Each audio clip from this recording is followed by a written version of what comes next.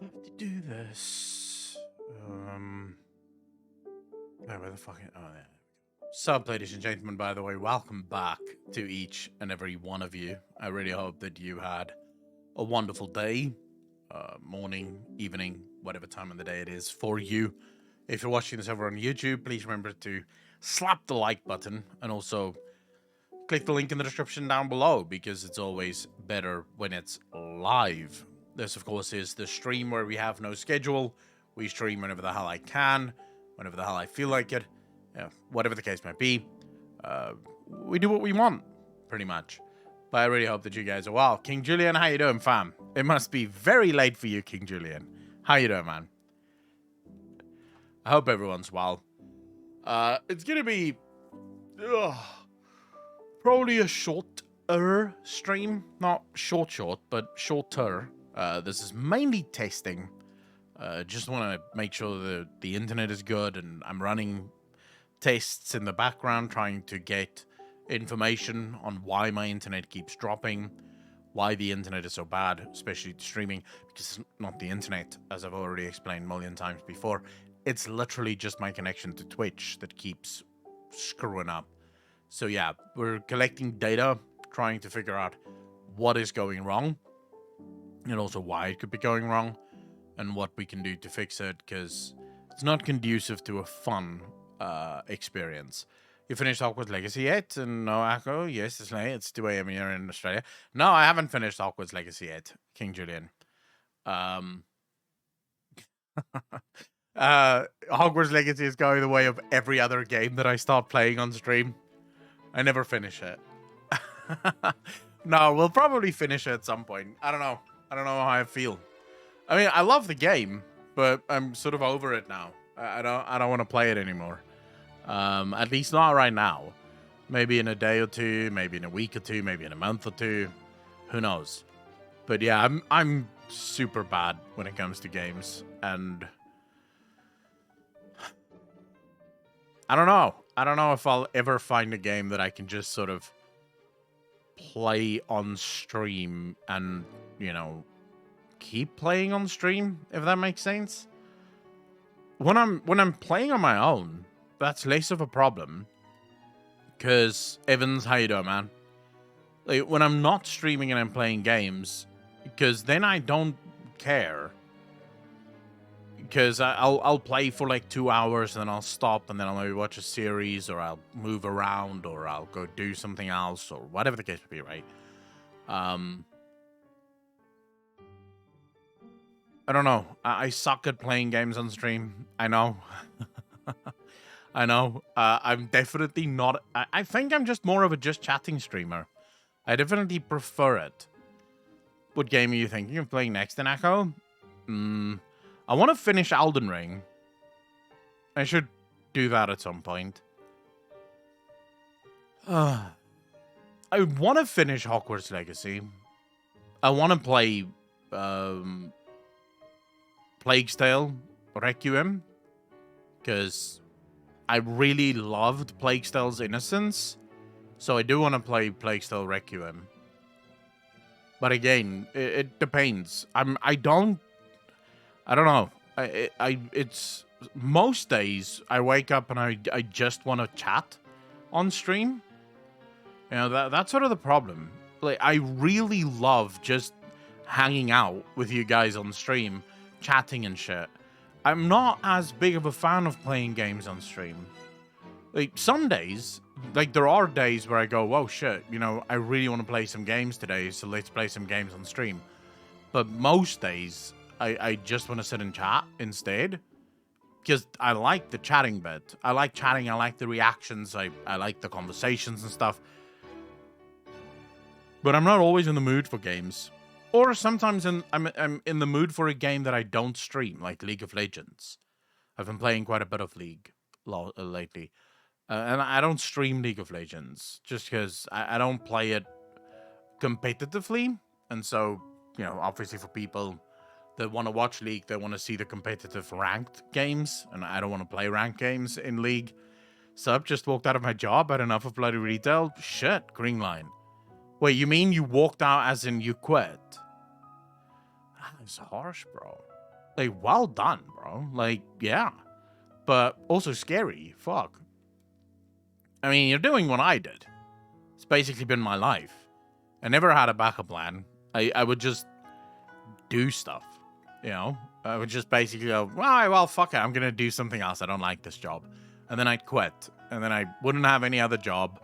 So then I would have to, like, frantically search for another job. So I can have another job. But yeah, good for you, man. Do you have any idea what you're going to do now that you're done with your retail job? Already 100% achieved Hogwarts? Suck that game dry? No, I'm far away from that. Finally, the war boss is back. Metal Man, how you doing, fam? Yeah, you could call it a long rest. I slept for more than 12 hours yesterday, Metal Fan.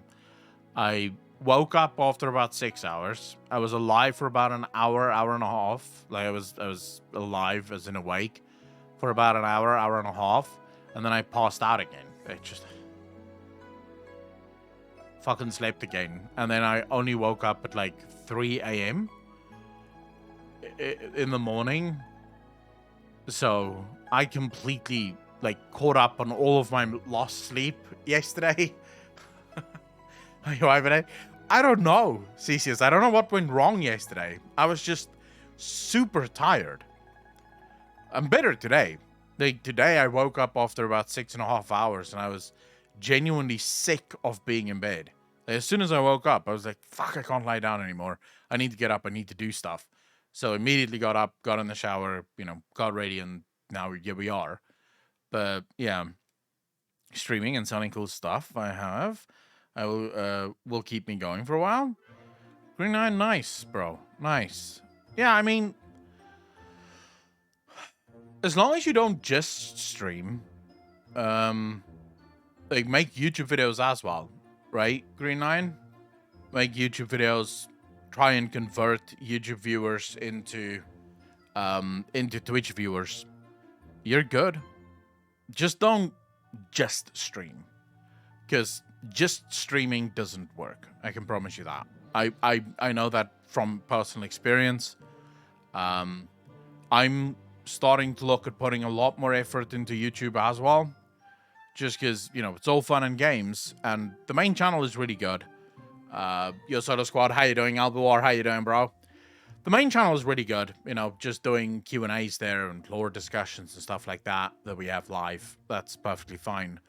But I think I want to start up the Skeptic Orc channel again and start putting some proper effort into Warhammer videos, World of Warcraft videos, proper fucking long form, well edited videos, 1 or 2 a month, but make sure that they're good.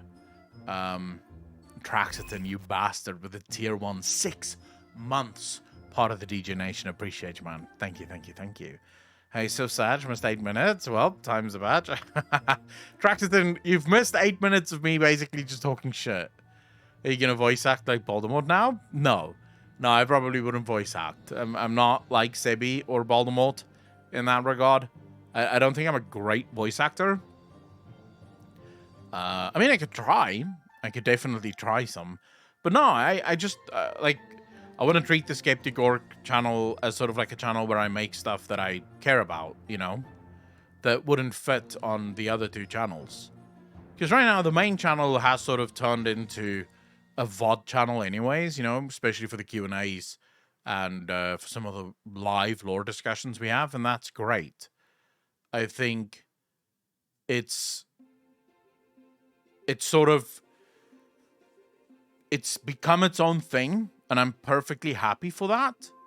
But I want somewhere where I can make my content, stuff that wouldn't work live. So you can't make it live. You have to put in that effort, record the video, edit the video. You're talking about hours upon hours of editing, hours upon hours of writing, making sure that it's absolutely perfect. That's stuff that I really want to try and do. What about Akujol Twitch channel? No, Traxton.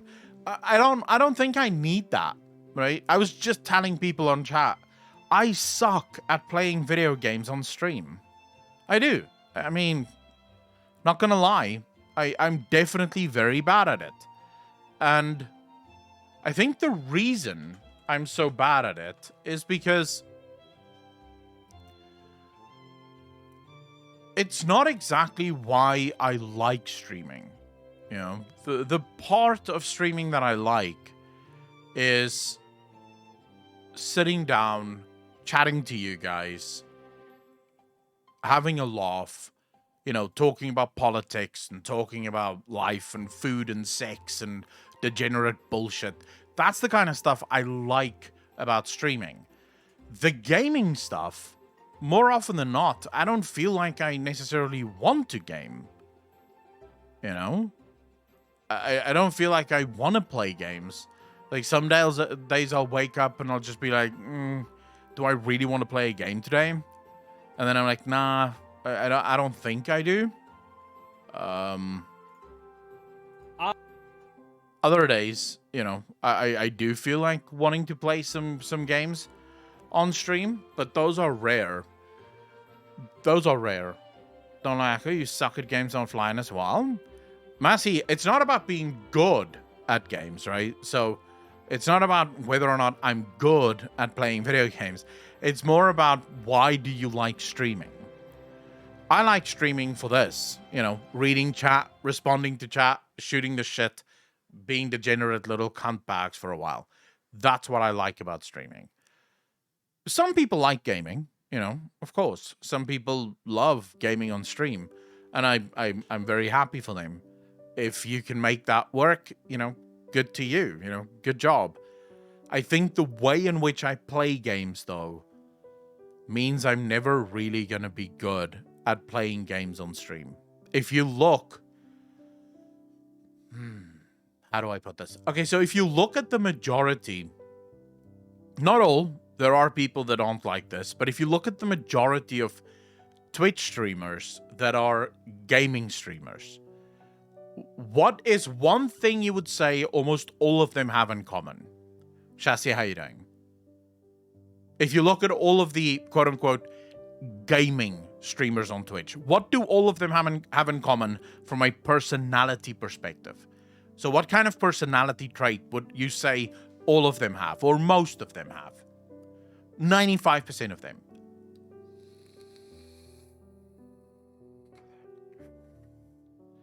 Thank you very much, your solo squad. I really appreciate that. And I love my WoW and my WoW lore. I don't play WoW as often. Right now, I log in about 2 or 3 days a week.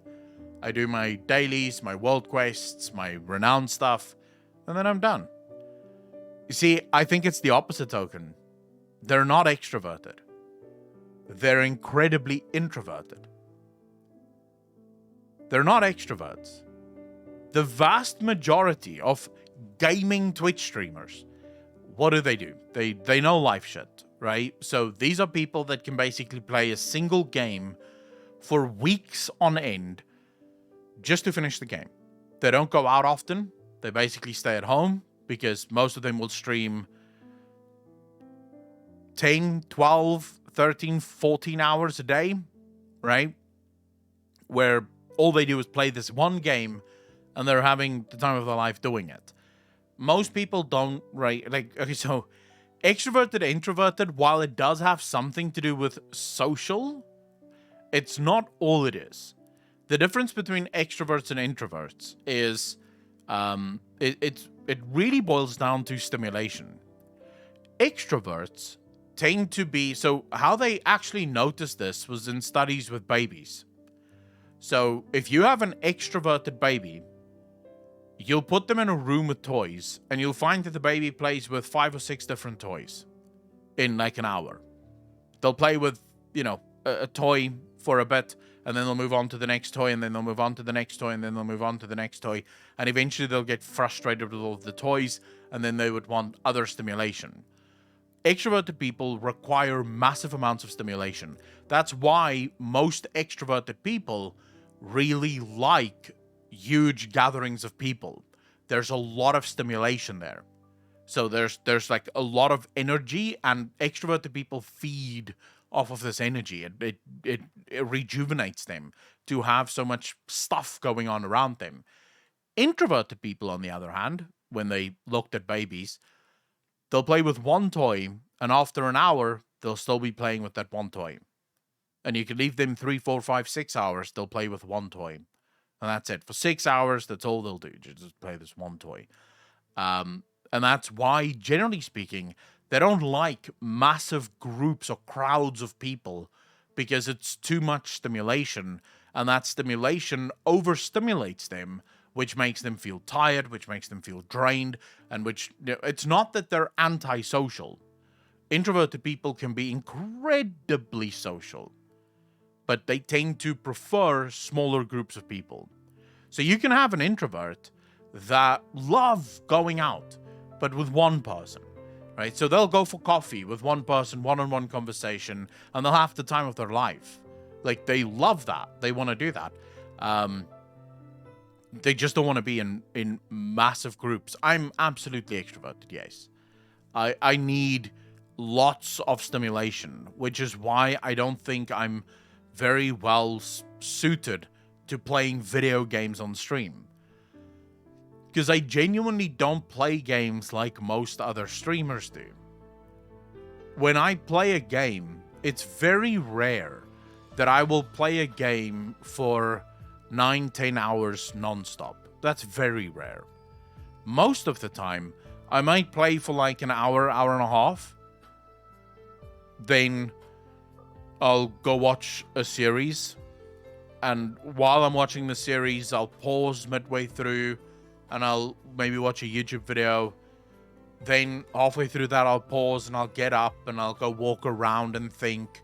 And then I'll maybe play a different game for a bit. And then I'll jump back into the game after a bit.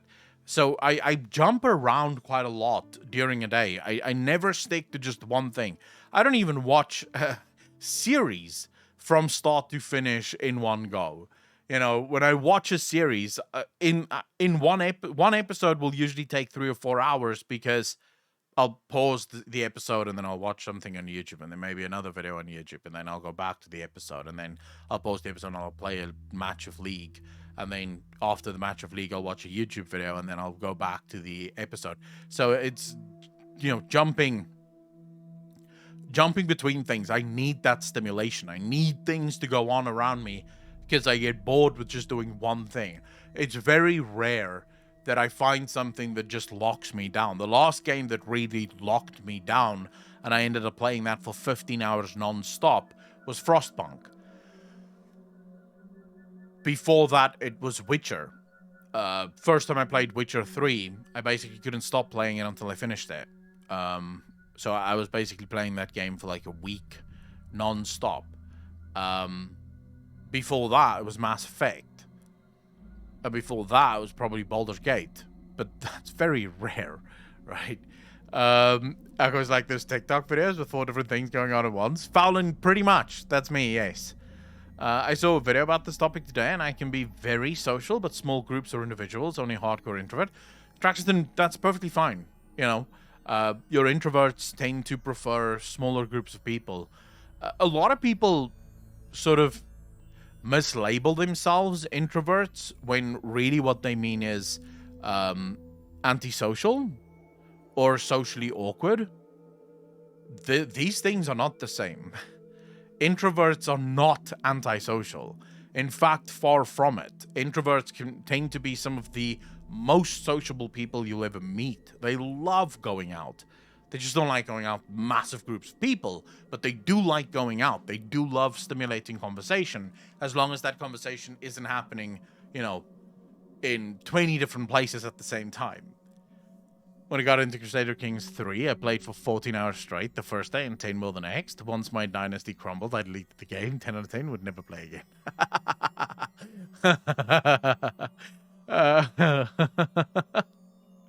And a small example of it was you with Hell's Reach, and possibly you with the Emperor had a TTS device. Yeah, we might do, right? Fair warning, loud noise. Oh my god, what is this? What do you mean loud noise? Like, very loud? It rained a lot yesterday. It was quite awful.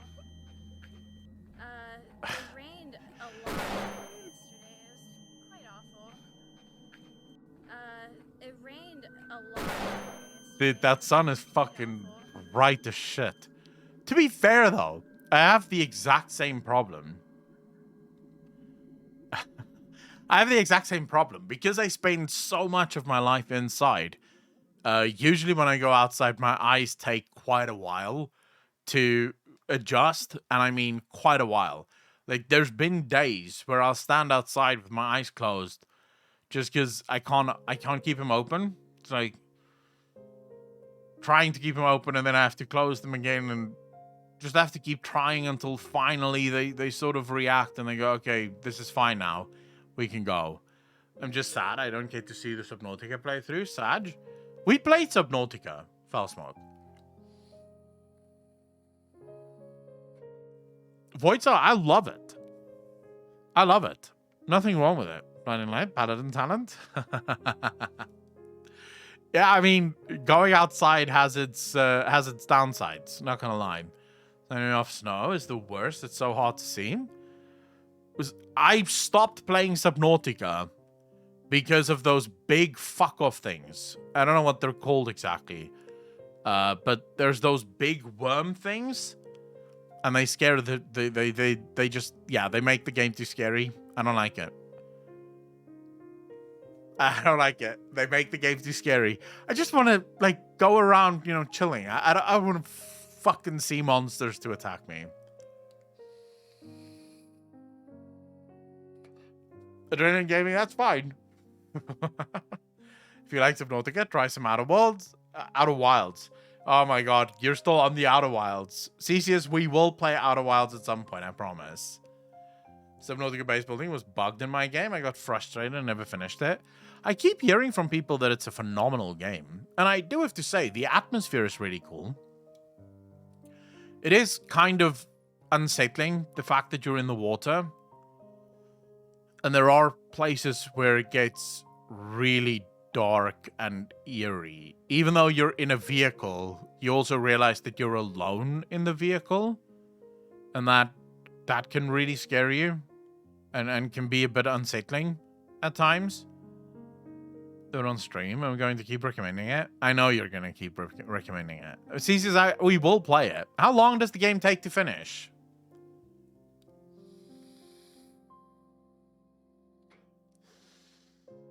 Fallon, I would never want to be caught out in the ocean. Ever. In my life. Never. I would rather someone shoot me immediately. Purple Buds, how you doing, fam? Thank you so much. 2 months.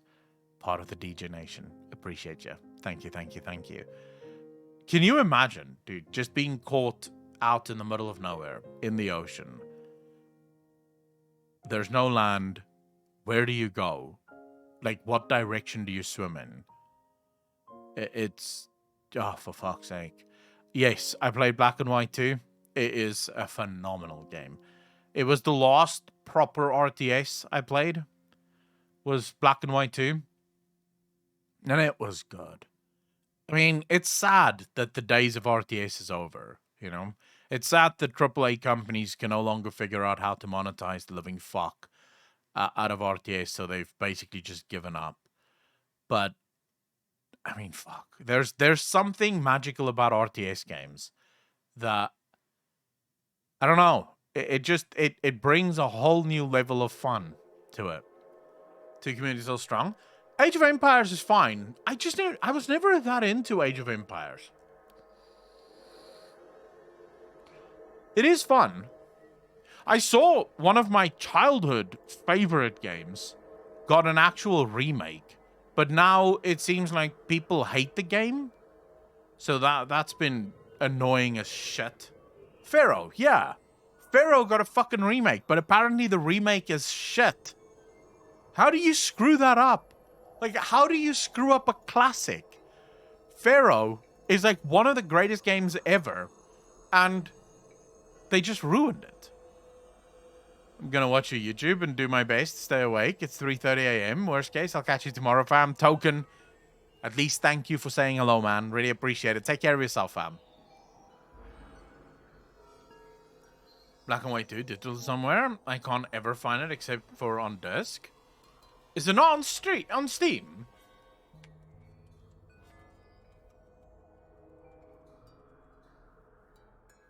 No, it is not. Never mind. It is definitely not on Steam. But yeah, you should check out Pharaoh. Like, it has just... It's the worst fucking... Like, it's mixed, dude. How do you get mixed? We could try Origins. Shall we check? Let's see. Let's see if it's on Origins.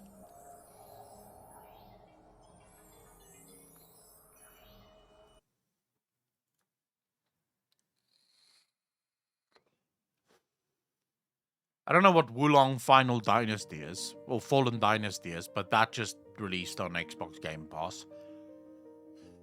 Fucking install the update then. Check, some people say you can finish Outer Wilds in 16 hours. I played a total of 72 hours because I was just having fun. Trust me, I've looked everywhere. Have you, though? Like, have you actually looked everywhere, Purple Buds? Like, everywhere. Like, there is not a single place on the entire internet that I could look where I wouldn't find it. Like, are you sure? Because I'm pretty sure if we were willing to sail the high seas, we would be able to get it.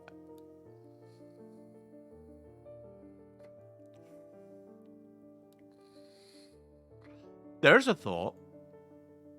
Arthurs, I didn't think of that. Hold up. It owns GOG Galaxy. They might have it.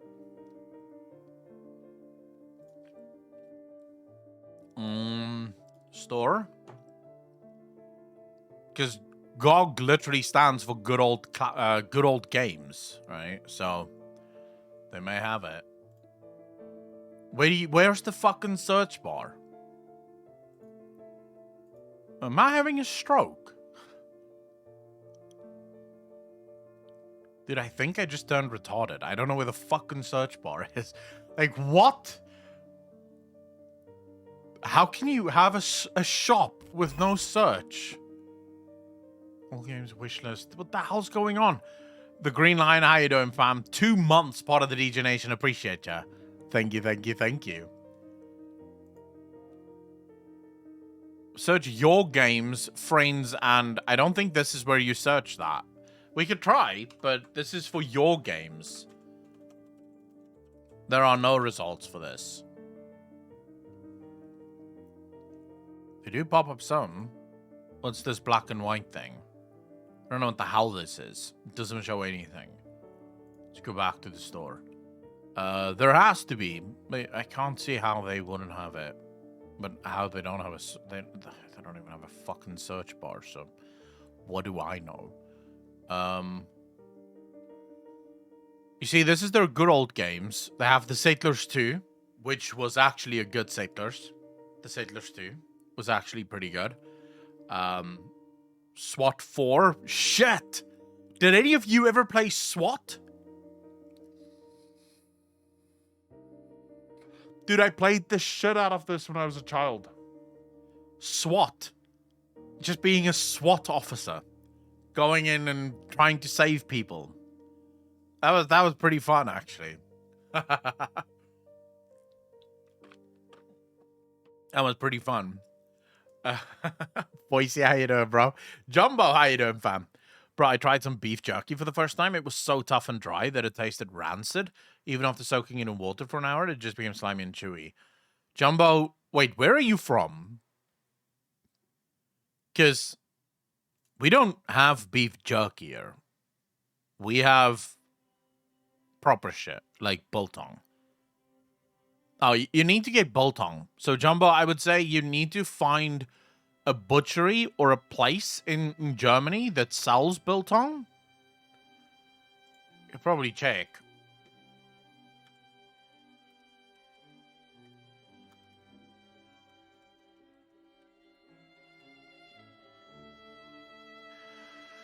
Runder Biltong, South Africans in Germany. Here we go. So I have a website for you that stocks biltong for you.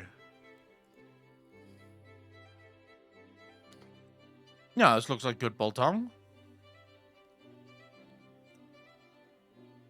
It's in Amsterdam, not in Germany, but I'm sure they can deliver. all over. I don't know where the fuck you'll find them, though, because this doesn't seem to be the right place. Here's a Safa Shop. Safa Shop EU. I'll give you the link to this, maybe. And you can try this. Whatever you do, though, don't get Silverside. There you go. Try that one. Don't get Silverside Biltong, even though I don't know if you guys are going to have much choice in the matter. But Silverside Biltong is fucking wacko, dude. Don't get that. It doesn't have as much fat. It has almost no intermuscular fat. It's pretty tough. It's not bad. There's better cuts out there. Frag, you bastard, with a 3-month spot of the DJ Nation. Appreciate you. Thank you, thank you, thank you. Tough cut. It's meant for stewing. Silverside Biltong isn't bad. Remember, the drying process does sort of make it a lot more edible, I guess you could say. But I don't like Silverside that much. Okay, this is bullshit. Wait, what? Champions Biltong Lean. It says may contain gluten, soy wheat. Not the fuck. Never get Biltong that may contain soy. What are they fucking talking about? Sliced and varying thicknesses made to our secret recipe, made from German beef. Yeah, but they don't say what beef it is. So the spices here are really nice. On this, the Champions Chili Biltong. The spices are really nice. Nothing wrong with that. Although I would say I don't like the fact that they add sugar. Like, the sucrose doesn't have to be there. I don't like it. This is what I would get, personally. I would take fatty biltong. Like, as much fat as you can fucking get is what I would do.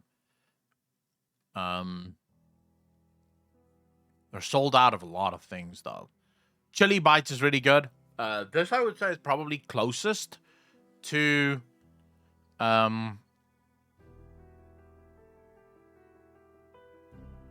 yeah, it's probably closest to, like, jerky. What you guys would know as jerky. You have Drovors here as well, which isn't too bad. Doesn't look too bad, at least, on the picture. Yeah, I'll just make your own. If you really can't find it, just make your own.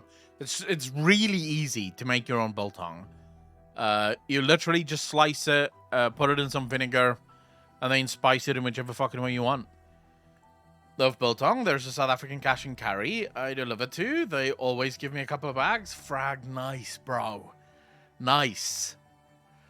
Dude, I'm a huge fan of biltong. For the Germans, beef jerky is more like Landjäger instead of biltong. Yeah, don't get beef jerky. Every video I've ever seen of Americans making beef jerky is just weird. That's not how you make biltong. You have to hang it to dry it. It has to dry slowly over the course of 3, 4, maybe even 5 days.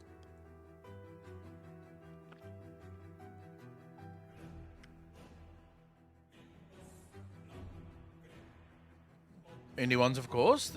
Oh, the indie world still keeps it alive. That's true. Can we talk WoW for all of us nerds out here? I've been at work for 10 hours. I want my Akko Lordos. Yosota Squad, I don't have a Lordos for you today. I didn't plan anything for today. Mainly because I have some videos that I want to make, but those are videos. If something pops up during the course of the stream, no problem, right? But, I mean, remember, we are in between patches right now. So, we've sort of covered all of the lore there is to cover in the current expansion. Now we're waiting for the patch that brings more story to it. And we'll start bringing, like, it will actually, the patches generally add a fuck ton more lore than the base. Because the base right now have just left us with a ton of questions. Jordan, who are they? What are they? Where do they come from? These are questions we have zero answers to. In fact, we don't even have the beginnings of an answer to the Jordan lifestyle. All we have is basically, you know, they exist. Even the Primalists. Where exactly do they come from? Where do they originate from? Why are they here? We don't know, right? None of this is happening. But all of those questions will receive further bits of information in the patch that opens up new avenues of speculation for us, as well as then whatever questions starts to get raised in the patch. So patches is where it's at. The beginning of an expansion tends to be a little slower. There's apparently a part of the Siege of Terra where they crucify titans against the walls of the Imperial Palace. So cool. Fuck. What?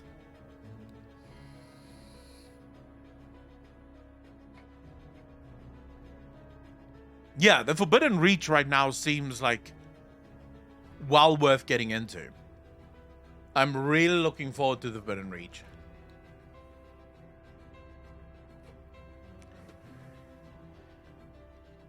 But it was cancelled, so sleepy now. Gonna go take a nap. See Echo. Traxidon, take care of yourself, fam.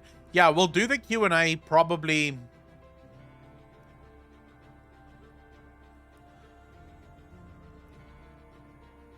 Thursday. Let's say Thursday. We'll do Q&A on Thursday. I'll keep you guys updated, but most likely Thursday. How did Dragonflight turn out in the end? Is WoW back on form or not really? Frag, Dragonflight is super fun. Mostly because you can play whenever the hell you want.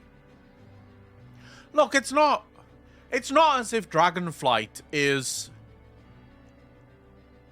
brand new and sparkly and there's just everything and everything's so amazing now and everything's so cool now. It's just WoW, you know, like the good old WoW that everyone loved, where you're not forced to play the whole goddamn time. You basically do what you want to do, get your gear to whatever level you feel is relevant for you, and then you're done. That's it. That's literally the game. And to be fair, that I think is where World of Warcraft does best, is when people can choose to play when they want to play, and if they don't play, they don't really miss out on anything. The only thing you really miss out on if you don't play is the story. That's it. Gear and stuff you get when you get it, and when you want to get it. Is it okay to play FF14? We miss you. Snow, how you doing, fam? We will play FF14 again, I promise. We're just about to get into the good bits of FF14 as well. So I should at some point go back to it. I know.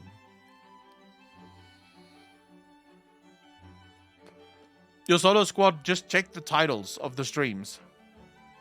The Q&As used to be on Fridays, every Friday.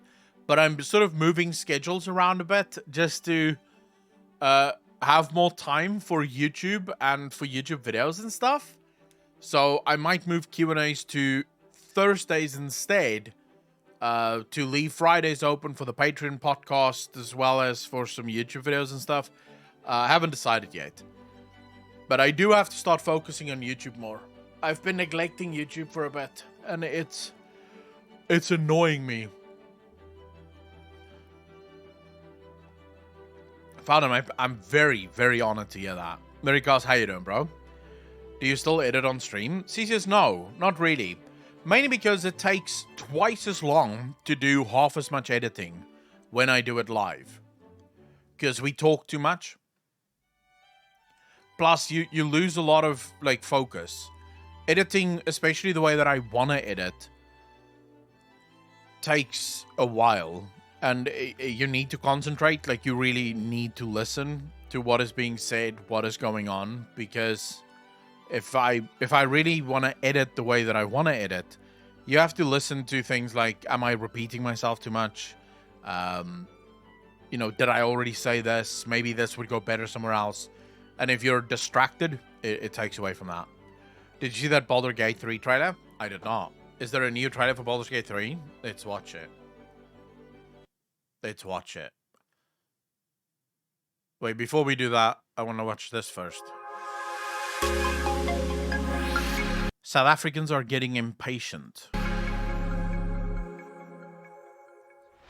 Okay, what's going on in South Africa? And a lot of stuff is happening in South Africa. I mean, you just open the newspapers, and I listened to the writer.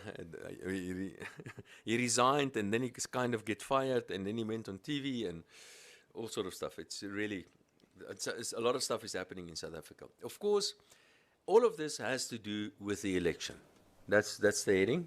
Is that It good? is the election, stupid. It's all about the election. Yeah, of course it's the And election. the president said a couple of things, and I just want to. Look, there is literally only one time politicians actually work, and that is when the election is coming. Right? That's the only time politicians actually work. It's not that they, want to promise things that they want to deliver or anything like that. They just need to promise enough stuff so that enough fools get convinced that, hey, maybe it's time to go vote or whatever. List a few things that the president said recently, and I think many of these things are very irresponsible by the president. One is that Soweto's electricity, maybe we should consider writing off Soweto's electricity bill. Now, that's just irresponsible to say. To give you guys some backstory here, Soweto owes the government. Now, Soweto is run by the ANC, which is the government, but Soweto owes the government 5 billion rand in electricity fees. They basically don't pay their electricity fees whatsoever. On the flip side of this, the government has already forgiven a lot of their debt. Now the government wants to forgive the 5 billion, basically say, okay, never mind, you don't owe us that anymore. But the government has also been looking to increase the price on electricity.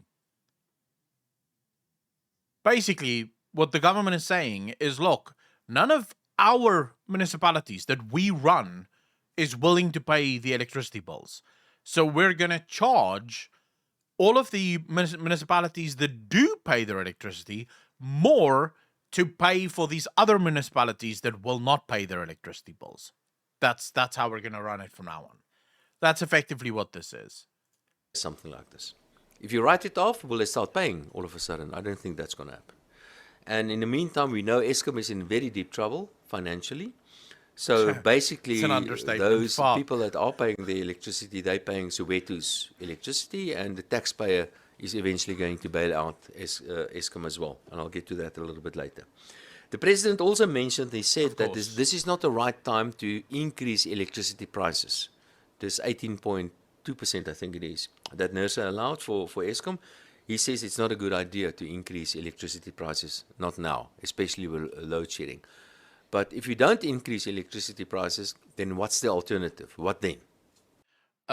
Frag, I would be surprised if it's not more. We can check.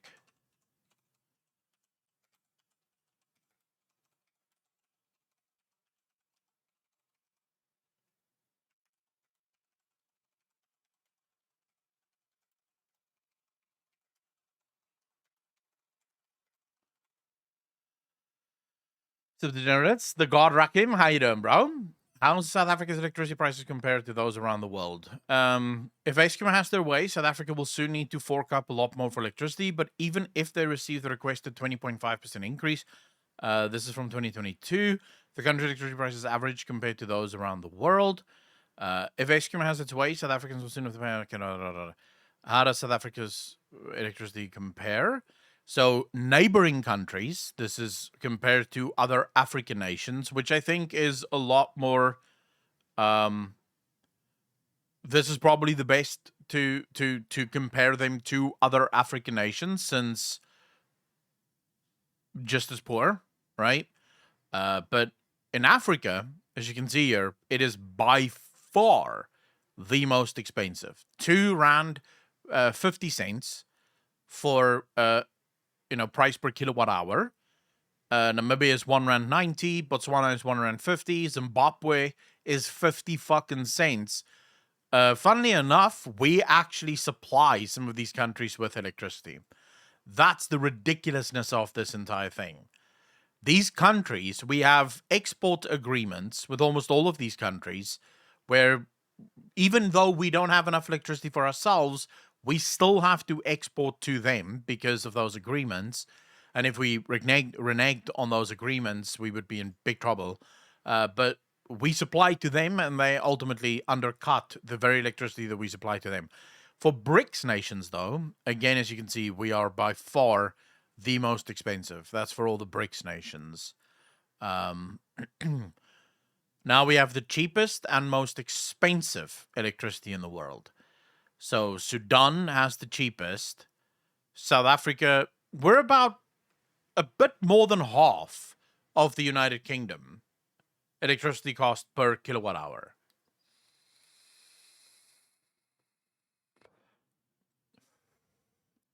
Belgium, Cayman Islands, Denmark is 5 rand per kilowatt hour. We're half that of Denmark. We're less than half that of Germany, and we're less than half of Bermuda. You will never living in Zarathustra, Echo? True. Over here in the States, politicians are basically old farts that play tag with words against each other. In the end, everybody ends up hating each other, and nothing gets done until the very last minute. Does it work the same way in your country, or is things actually organized peaceful over there? The only difference between my country, Adrenaline Gaming, and your country is that sometimes things do get done in your country. Now, for me, that's like half a win. At least my government does nothing. That's half a win. That's about as much as I want my government to do, is nothing. So on that front, they are really delivering what people are voting for, at least in my opinion, what people should be voting for. That being said, though, the big issue in my country is that the government also doesn't allow anyone else to do anything. So private companies can't do shit because the government doesn't allow it. And that's really the problem. So on that front, they're not doing what I want them to do. You guys the only country that does load shedding? I think so, Fallon. Actually, it's us in Zimbabwe, I think. So clearly, great company we're in. Do you have coal or atomic power plants? Coal, mostly, Boba. Coal. We have one nuclear power plant. But right now, the nuclear power plant is offline because renovations have to be made.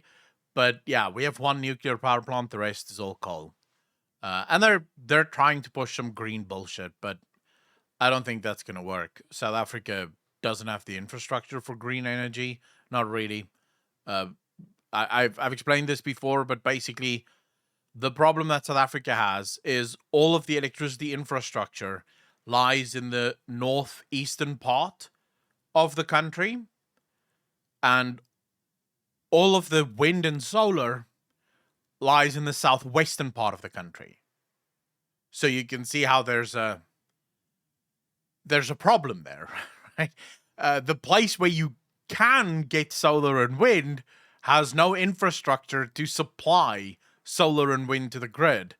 The place that has the infrastructure to supply electricity to the grid has very little solar and wind to actually supply to the grid. So it's sort of like a, damned if you do, damned if you don't argument. But now South Africa is doing massive pushes into renewable energy. But for now, I would say 98% of all our electricity is coal generated. What's the alternative plan?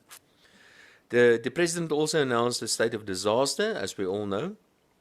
I'm a little bit concerned about... What's the biggest resource of South Africa? Oh, shit. God, reckon that's a question. I know we're big on gold, and I think we're one of the largest palladium exporters in the world, but we can check.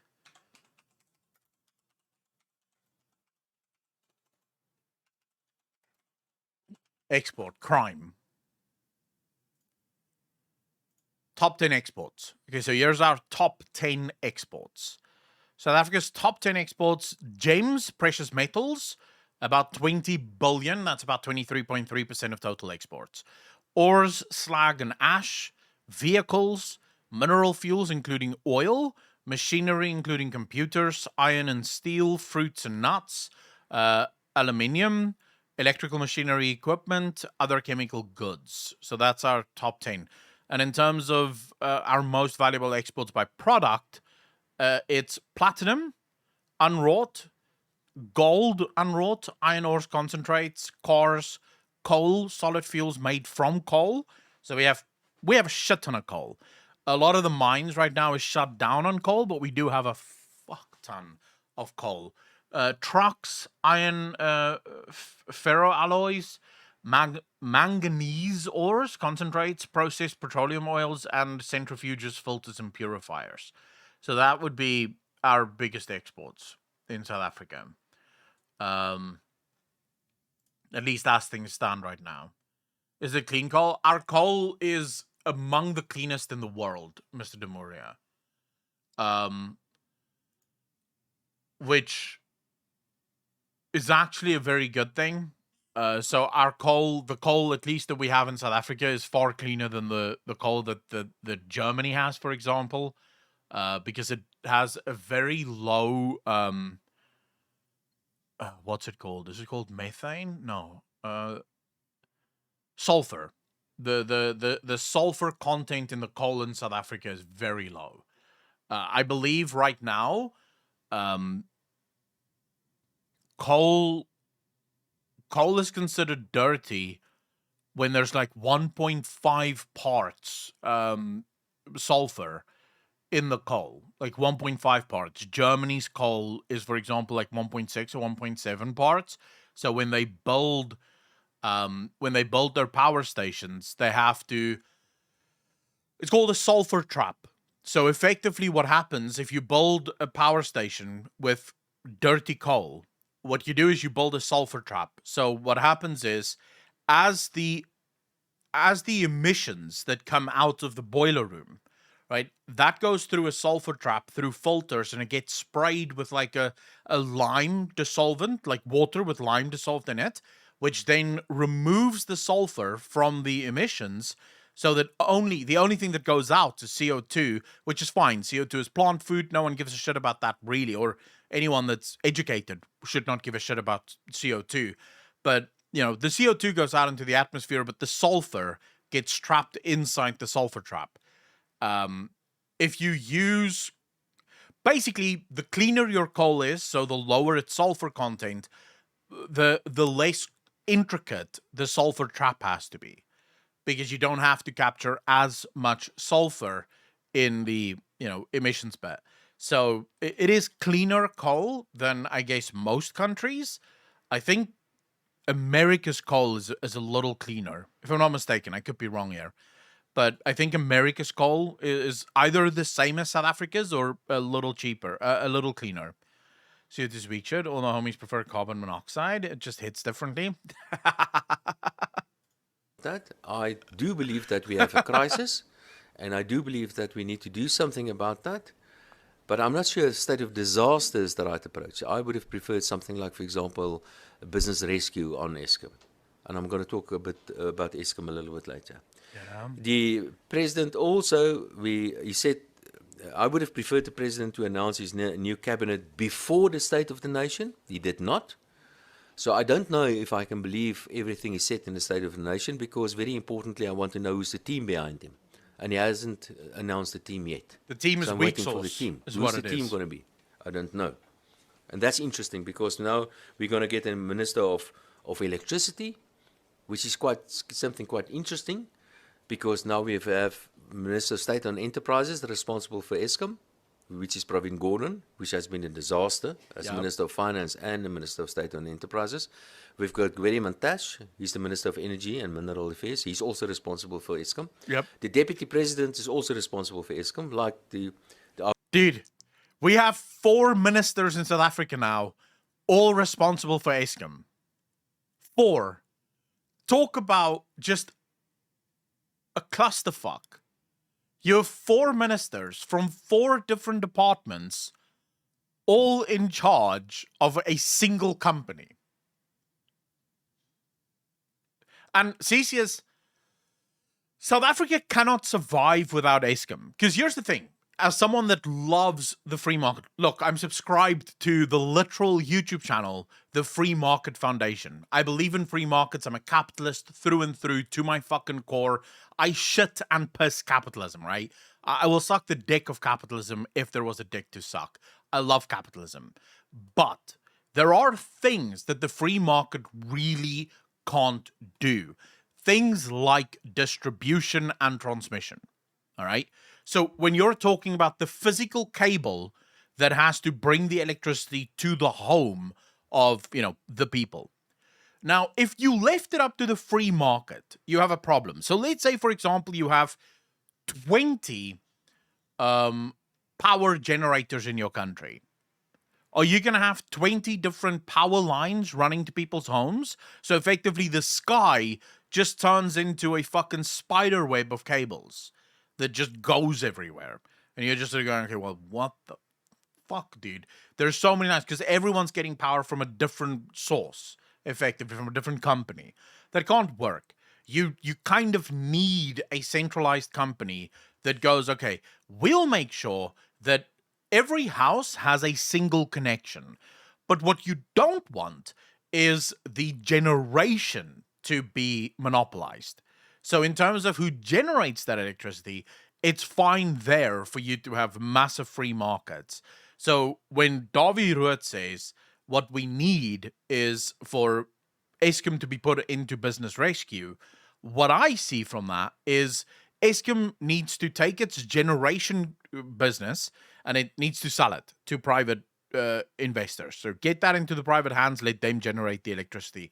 Eskom only needs to worry about transmission and distribution. That's it. That's all Eskom needs to care about.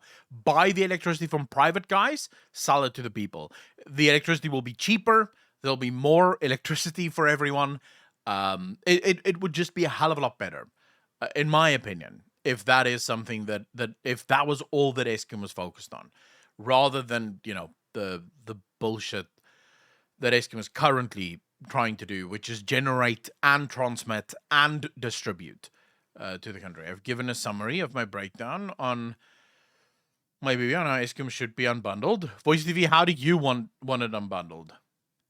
Our previous deputy president, Cyril Ramaphosa, he was also personally responsible for. Depends, Voice TV. So I think what I mean with distribution and what you mean with distribution might not be the same thing. But if I go off of what I think your definition of distribution is, I agree with you. Basically, what you're saying is distribution is the physical selling of the electricity, the like physically distributing it to the country. That should also be privatized. In that sense, I can agree with you. And if we're then putting transmission and grid tying in Eskom's hands, that I agree with you as well. So we're saying the same thing. We're just using different meanings to the same words, effectively. But we are saying the same thing. I absolutely agree with what you're saying there. For Eskom. And we have a committee responsible for Eskom. And now we've got the Minister of Electricity responsible for Eskom. So who's responsible for Eskom? I don't understand. I don't know. No one's responsible. So everybody's for responsible for electricity. That means nobody's going to be responsible for electricity in the end. I think what is happening is that the reason why we have ministers like Pravin Gordhan and especially Gweri Mantashe in cabinet is not because of competence. Elon won't, Fallon. Elon doesn't like South Africa much. If you haven't noticed, Elon has never said a single word about South Africa. And I think I know why. So Elon is an English kid, and his parents made the stupid decision to put him in an Afrikaans school when he lived in South Africa. Now, how do I explain this to you guys? The English and the Afrikaans do not get along in South Africa. Not at all. The Afrikaans don't like the English. Some of it may have been relevant about 50 or 60 years ago from people that was alive back then. These days, it's basically just hearsay and people remembering like what their parents told them or their grandparents told them. But yeah, let's just say there's a deep hatred between the Afrikaans and the English in South Africa. And so he got bullied to fuck in Afrikaans school by Afrikaans kids because he was English and because he was a bit weird. Obviously, he was a bit weird. So he got bullied like fucking crazy. So I think he has like a personal vendetta or issue with South Africa, which is why he's never said a single word about South Africa. He doesn't speak about it. He clearly doesn't give a fuck about South Africa. So I wouldn't put my faith in Elon Musk to save South Africa. And my government would hate Elon Musk anyways. So it doesn't matter. He's white. My government will never take help from him. Ever. He's white and he isn't a communist. My government will never accept help from him. The only white people my government like are white people that's communists. If you're a communist, they don't mind you. Karl Marx is one of their favorite people. He's white, but they don't mind the whiteness if he's communist. If you're not a communist, actually, to be fair, even if you're black and you're not a communist, they don't like you very much. Like, for example, the lady, fuck, I can't remember her name now, but she's amazing. She's the leader of the business council. It's like the South African Business Council, but she's a black lady. The government hates her, bro. Like, fucking despises her because she is a free market capitalist and they can't fucking stand her. But she is awesome. Pretty much, she's clashing with the government. They could easily bring Starlink to South Africa. Yeah, true. Starlink will never get here, bro. I doubt we'll ever see Starlink here. Not because they are good ministers, it's simply because of political reasons. That's why Cyril Ramaphosa decided to appoint them as ministers. But you need people that can do the job actually as well. And then you need to appoint people like, for example, a Minister of Electricity, and you get this Minister of Electricity to report directly to the presidency. So we've got two cabinets in a way, a double cabinet in a way. You've got the political cabinet and you've got the cabinet that's supposed to be doing the job, I think. Let's see who's going to be the Minister of Electricity. Too many cooks, there are far too many cooks in this generation room. And a very interesting thing is the announcement by the minister, and I'll get to that a little bit later, is that private sector participation will be a prerequisite now if Eskom wants to get this relief on its debt. That's very interesting. I think what is happening here, Eskom is being privatized. Eskom is being privatized. Not because of a policy change, but because of the reality that there's a clash between ideology and reality. That is what's happening here. That's always the case. That's always the case. Margaret Thatcher said it best. And I know that a lot of British people hear Margaret Thatcher and their balls shoot straight up back into their body. But Margaret Thatcher said this. The problem with socialism is that eventually you run out of other people's money. That's the only problem with socialism. And that's usually what happens in highly socialist countries. Eventually you run out of other people's money. And the reality always wins, of course. But, okay, what do we have in the form of the ANC? They're still committed to cadre deployment. Nothing is going to change there, I'm afraid to say.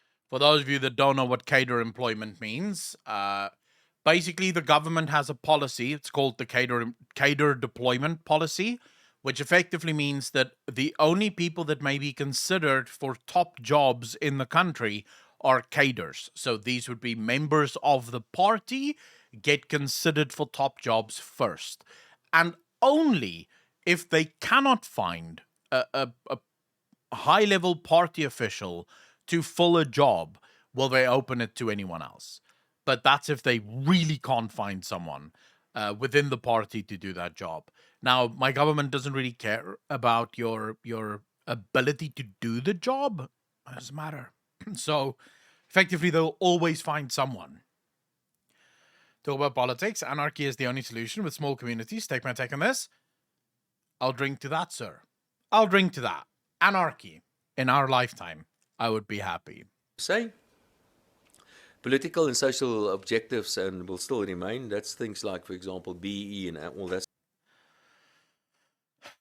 Massey, no. You can't tell if someone's accent is related to their, shall we say, heritage. So, for example, I think Ruet would be either a German surname, or German derivative surname, or maybe Dutch. It could be French, but I'd be well surprised. Not entirely sure what Davi's actual heritage is. The only thing I can tell about a South African's accent is where in the country they are from. So I can tell, for example, when an English-speaking person is from South Africa, or when an English-speaking person is from Durban, or from Joburg, or from Pretoria. That you can tell. I mean, it's quite clear when you hear someone that's Afrikaans speaking English. But there you can't really tell where they're from in the country. You just know that they are Afrikaans. To know where they're from in the country, you have to hear them speak Afrikaans. So if you hear them speak Afrikaans, you can sort of go, okay, they're from there, right? Because of how they pronounce things. So, for example, in Cape Town, in Afrikaans, if you say mom and dad, it's so I would say ma and pa, right? Ma and pa. That's literally the words for mom and dad. Uh, in Cape Town, it's ma and pa, so it's more flat. It's much more flat. Ours is more or, and that's the difference. If you live in the north of the country, you're gonna be more sort of round. If you live in the south of the country, you're gonna be more flat. Well, yeah, I'm German, for example. My ancestry is German, and I don't think you could tell from my English accent that there is a German accent there. Ak is a pretty good example of that as well. When you say I, so ak, in the north we say ak, in the south they say ek, ek. So that's the differences. No, but you can tell by how you look. I guess. Sort of nonsense. Little progress as far as on prosecutions and as well as on the implementation of the Zondo Commission. But I must say the Minister of Finance did make some more money available for the implementation of some of the recommendations of the Zondo Commission.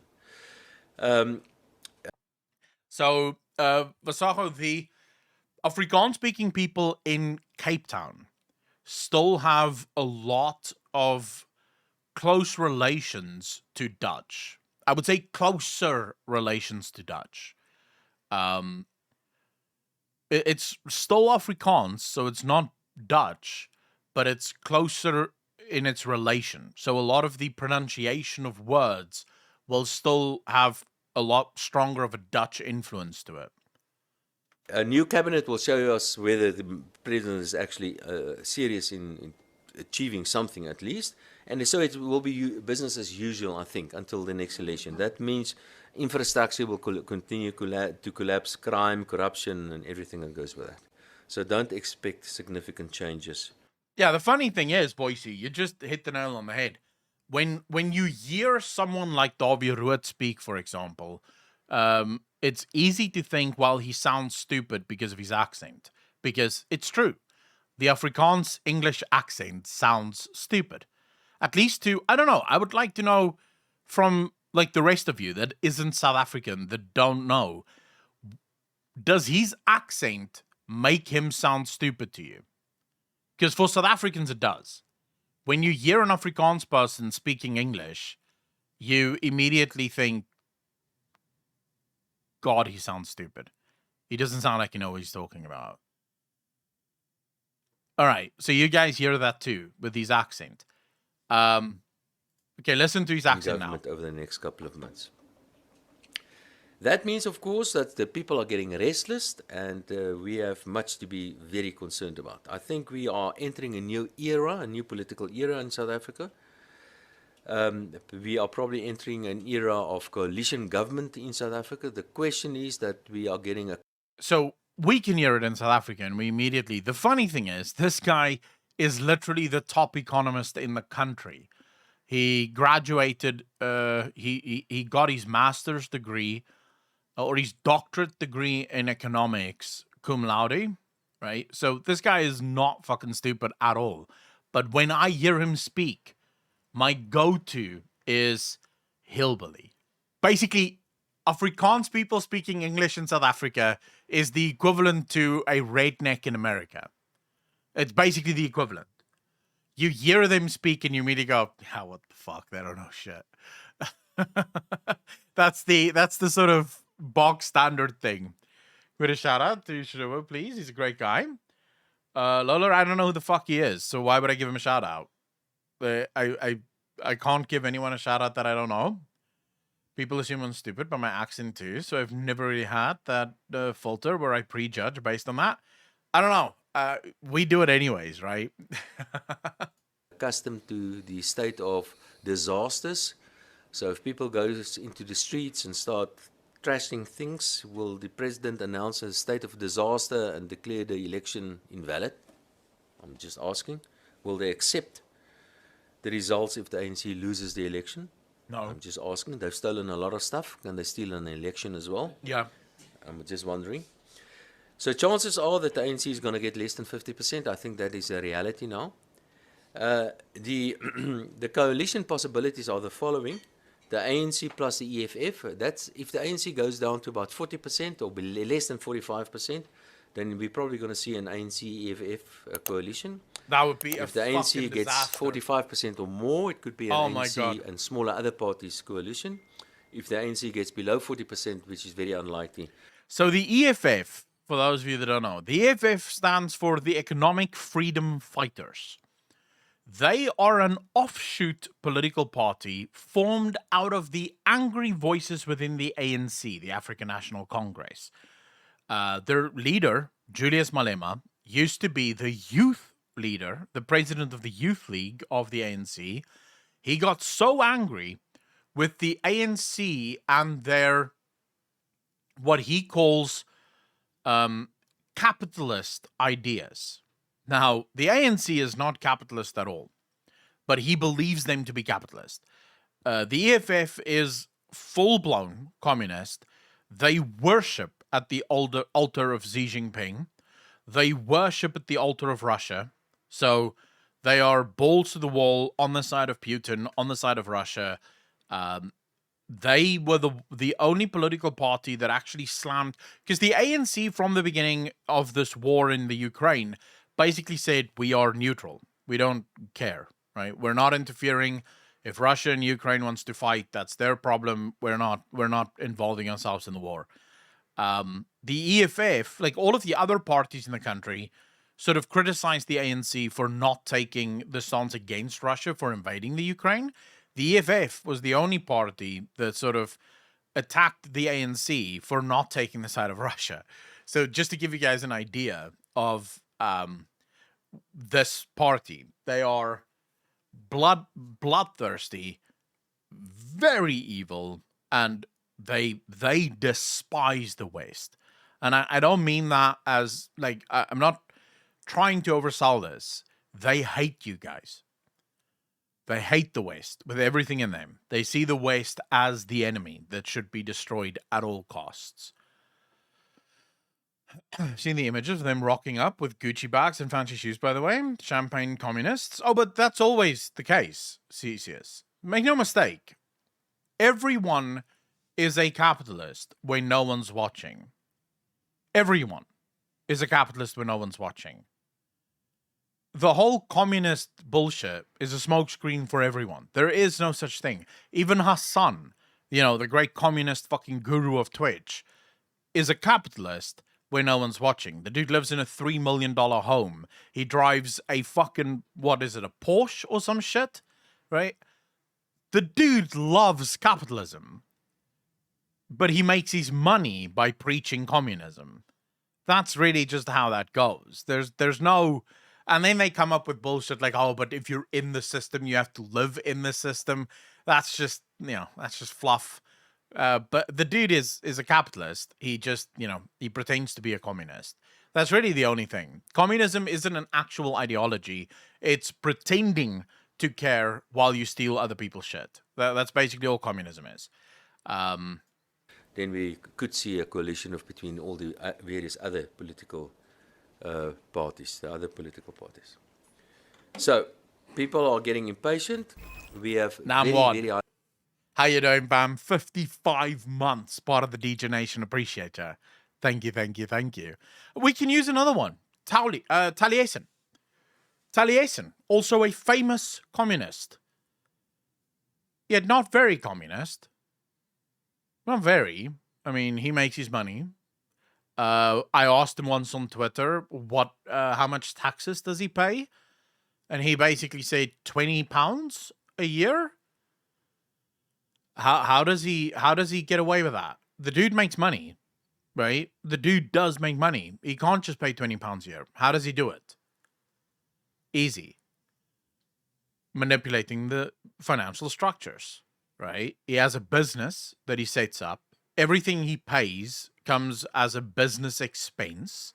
So you can't pay taxes on business expenses, right? Everything he buys comes as a business expense, which you can obviously detract. You don't have to pay on that. And then all he gets is a salary. But because everything is paid for by his company, his salary can be quite low enough so that, he doesn't have to pay taxes on it. Because there is a minimum amount that you don't pay taxes on, because everything's already paid by your company.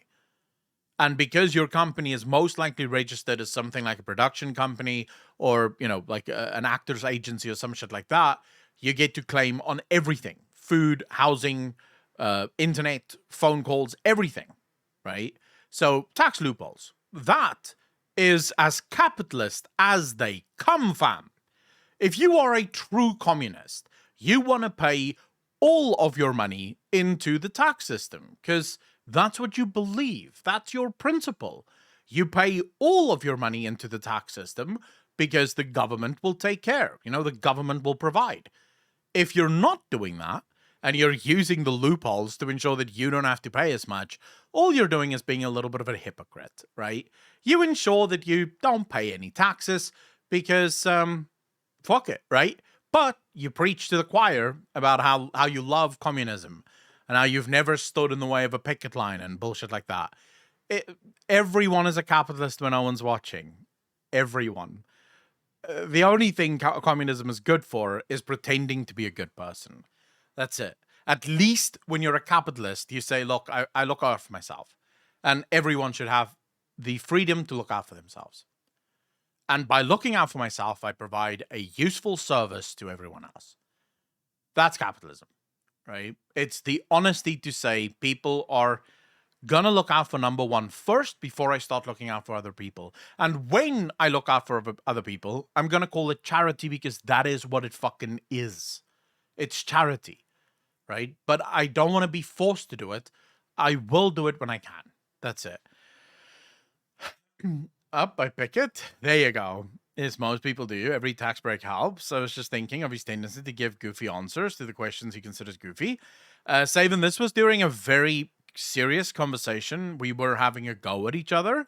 And I was basically having a go at the UK having ridiculously high taxes and then also struggling to pay all of their bullshit, running out of money.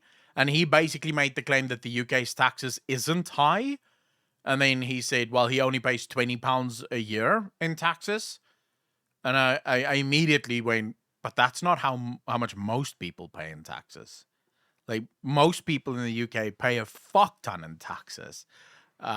So, Batasma, 4 months, part of the DJ Nation. Appreciate you, fam. Thank you. So you think it was a legit answer? Yeah. I have no reason to believe that it isn't a legit answer. Sweden has more than 33% silver carbon. So the problem is that most people mistake when we say how much do you pay in taxes, you have to include all of your taxes, right? You can't just include the number that comes from your income. Because the number on your income is actually usually not the largest amount of taxes. Your income tax is only the start of it. From there, how much is Sweden's VAT? So VAT, value added tax. What's that? Or sales tax, whichever one you have. Some countries have VAT. South Africa has VAT. America, for example, some of their states have sales taxes. But that is a tax, right? That is a tax. So you have to include that as taxes. Then how much is your, for example, property taxes? How much is your capital gains taxes? How much is your heritage taxes? How much is your carbon taxes? things like this, right? So car taxes, fuel levy taxes. So how much taxes is there on your fuel? All of these are taxes. And if you start adding those up, a lot of countries actually come up to like close to 75% of a person's entire income will be spent on taxes. Just paying all of the different fucking taxes that the country has and that they have to pay for. So governments are fucking scumbags, bro. I love this conversation. Didn't know that Akalon also does this kind of content, but they're not often. But from time to time, we venture into the world of, finance and bullshit, and then I piss off a couple of people, lose a couple of followers. That's just name of the game, right? High levels of unemployment in South Africa, as we know. We have very high levels of poverty and increasing levels of absolute poverty. Absolute poverty means people are going to bed hungry. We see more and more protests, and we have an increase in food prices. Yep. Now, that is a toxic mix. I am very, very concerned about public protests and public violence. I'm not This is just The US Embassy in South Africa literally just issued a warning to all US citizens in the country, telling them to stock up on at least 3 days of water, 3 days of food, and to have an escape plan. I think the US Embassy is undercalculating the necessity for these things. I currently have probably 6 months worth of food. I don't have that much water, but water shouldn't be too difficult to get hold of. There's a lot of streams and shit that you could probably get there. I have an escape plan. I have some emergency medicines and medications and stuff like that. Yes, I've got bullets. Yes, I've got guns. Yes, I've got all that shit. South Africa is on the verge of imploding. I don't think... actually, I know for a fact that within the next year, South Africa will probably lose all electricity. So we'll probably experience a national blackout, which obviously end of YouTube, end of Twitch, end of civil society in South Africa, because once people have no electricity, anarchy will become, and we're not talking anarchy as the political sense, anarchy as in chaos will break out, which is going to lead to massive deaths. I don't think cities are going to be safe.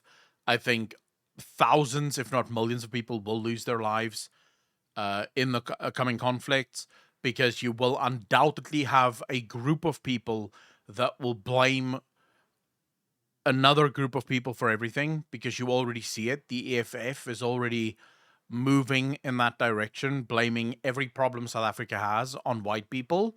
This means that there will undoubtedly be a group of people that will go out trying to kill all white people. I'm afraid that there's sadly going to be a bunch of white people that's going to have the same stupid fucking idea about blaming black people for all their problems, which is also going to lead to deaths on that side.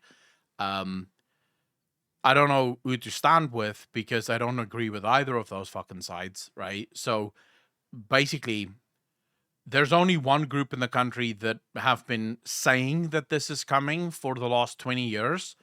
And they're called the Suidlanders, which directly translates to Southlanders.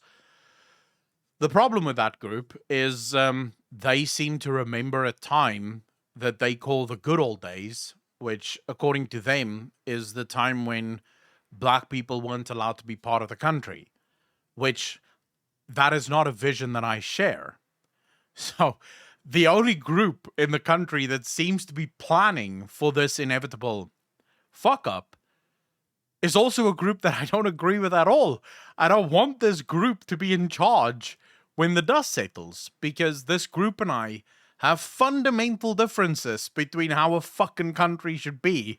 I don't think that you can run a country in the modern era by dividing people. I think you have to come together and you have to figure out, right, You know, regardless of your fucking skin color, it doesn't matter. As long as we have the same vision and we're moving in the same direction, we're the same people and we should be standing together. Sadly, it seems like there's two groups and both groups are fucking nuts. So I expect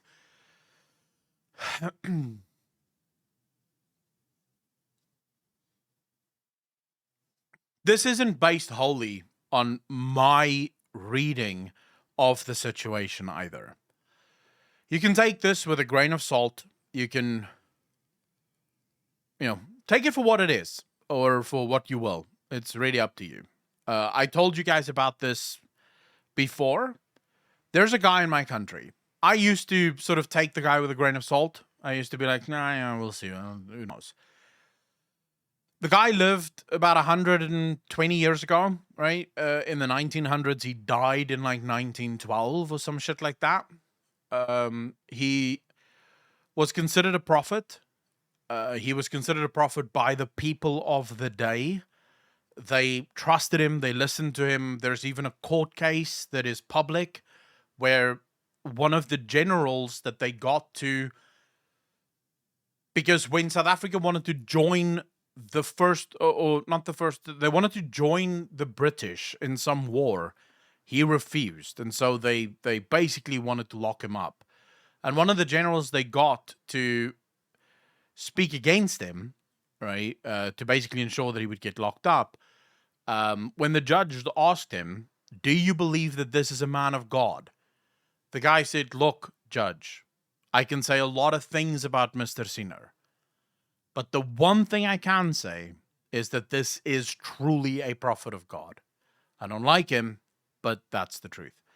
So, whatever the case might be, this guy predicted World War I. He predicted World War II. He then sees the following. Now, again, take this for what it is, for what you want. It's up to you, right? I'm not going to, I don't really care because I'm just looking at what he said, what my country is currently going through, and I'm saying, well, shit. So, he sees a land dispute taking place in the east of Europe. He specifically names Russia as having a land dispute in the east of Europe. All right? He then says, but it smolders. It's not happening. It's just sort of taking, like, there's a land dispute taking place there. He then sees a pandemic, a virus breaking out. He sees this in the form of a black snake. He says the virus will run like a black snake. Eventually, the virus or the black snake strikes at the throne of England, where a lady sits on the throne, right? And if you don't believe me, go buy his book. He literally says it in these words. He doesn't speak in tongues. He doesn't speak in visions. He tells you what his visions mean. So effectively, he dreams stuff. In his dream, he sees images. And then he explains to his daughter, because he couldn't write, right? He couldn't write at all. So basically what he would do is he would tell his daughter about his dream, and then he would tell her what the dream meant. So he would literally explain to her, I saw Russia and another country getting involved in a land dispute, but the land dispute is smoldering. He then sees a virus break out. The virus strikes at the Queen sitting on the throne of England. Then he sees the Queen die. All right. Now, make clear, he doesn't see the Queen die as a result of the virus. He simply says that the virus will hit the throne. Right? That's it. He sees the Queen die. He then says that a king takes her place. This will be the last king of England. After this, England will never have a king again. But after the death of the Queen, he says, when the snow starts to melt in Europe, the war truly breaks out. And the Russian land dispute becomes a war for Europe. So effectively, he sees Russia invade Europe when the snow starts to melt in Europe. He says when this grass starts to get green in South Africa, so this is where obviously our spring starts. Your winter's just ended. Your winter just ended. You went through your summer. Our winter started. Then when the grass starts to get green in South Africa, so when our spring starts, he sees South Africa in total darkness. He says South Africa is so dark that he was riding on his horse and he could not see the head of his horse in front of him. That's how dark it is. And then he sees a bucket of blood that tips over in Johannesburg, runs all the way to the Union buildings, and then sets the country on fire. But the fire starts in Europe. And what's interesting, while Russia invades Europe, according to this man, according to Sinner, it's not Russia that starts the fire that burns Europe down. In fact, he says that it's a Turkish king. He sees a Turkish king lighting 3 hay bales on fire. And these hay bales then run like a wildfire through the whole of Europe, into Africa, through the Middle East. It sets everything on fire. He then sees Russia and America fighting a war with weapons of light. He literally sees blazes of light flowing, like flying over the North Pole, lighting up the North Pole as if there's electricity. That's what he sees there. America is devastated in his vision, right? America effectively has nothing left. Russia conquers most, if not all, of Europe. Russia eventually gets stopped by Germany. So it's Germany that eventually stops Russia and then starts pushing back. But that's effectively that's the vision. Now you can say what you will about that. The timelines are scary though, because most people predict that Putin will come with a second push soon, right? Within the next few weeks or months, maybe, Putin will come with a second push into the Ukraine. And the timeline's just weird, right? South Africa has massive electricity problems. Now more than ever, most of our analysts are saying that a total blackout looks like it's happening and looks like it's gonna happen. Funny enough, Berthier, we'll have to wait and see. I'll tell you guys something that you can keep an eye on, right? And the only reason I follow this is because it's nice to know, so you can sort of look out for the signs. And look, in my view, if I'm prepared for something to happen and it never happens, I haven't lost anything, right? Because my preparations don't include selling everything and go living as a fucking hermit or something, right? I'm just preparing for in case something happens. But if that thing happens and I didn't prepare, I'm fucked. Effectively, Sinner says that Germany eventually joins Russia. It allies with Russia. Not immediately. In the beginning of the war, Russia stands alone in a land dispute in the east of Europe. But eventually, Russia and Germany allies themselves. America loses all of its allies. So America, according to him, America abused their allies to the point where their allies turned against them. And this leaves America standing alone against what he considers Russia, and for a short period of time, China. Very short period of time. Because he sees China being swallowed by the sea.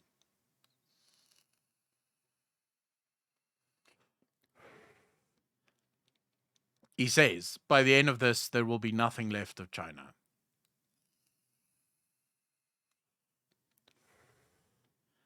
Because maybe. I don't know, right? Who knows? I'm not telling you this because I know it's true. I have no idea whether it's true or not. It's just very interesting because when you listen to his timelines, the timelines are sort of fucking scary. You look at the timelines that he lays out, and you do sort of think to yourself, "Oh,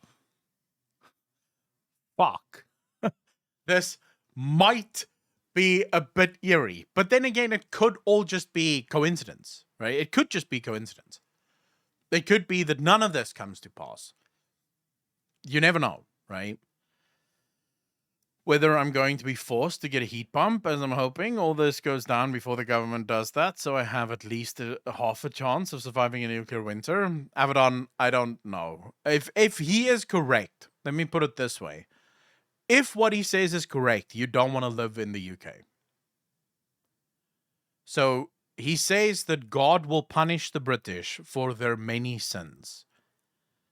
He sees England being bombed to the point where the earth itself turns into lava.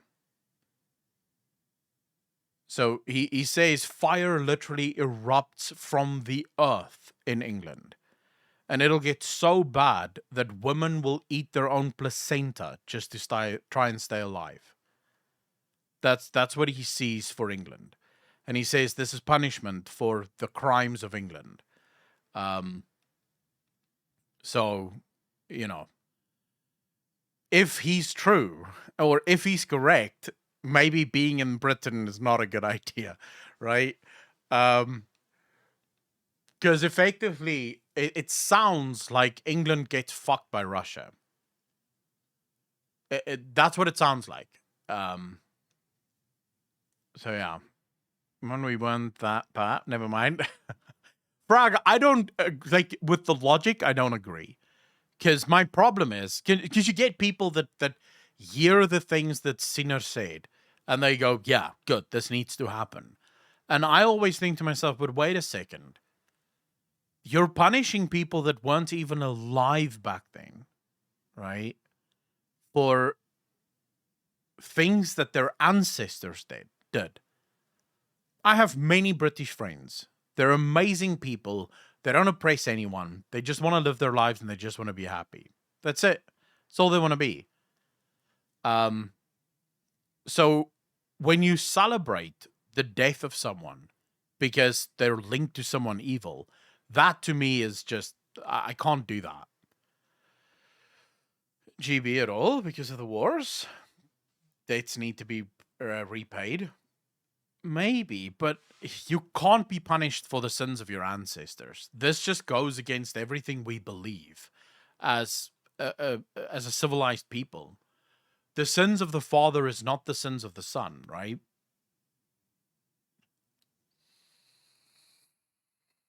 Adrena, no. This is not from Nostradamus, no. This is from a guy called Sinner van Rensburg.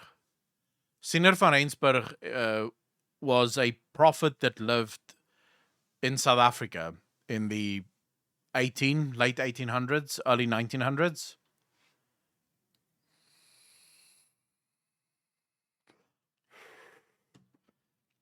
It's not just him, though. There's two people that saw things. He's the one, Sinner van Rensburg, and then there's another one, a lady, but I can't fucking...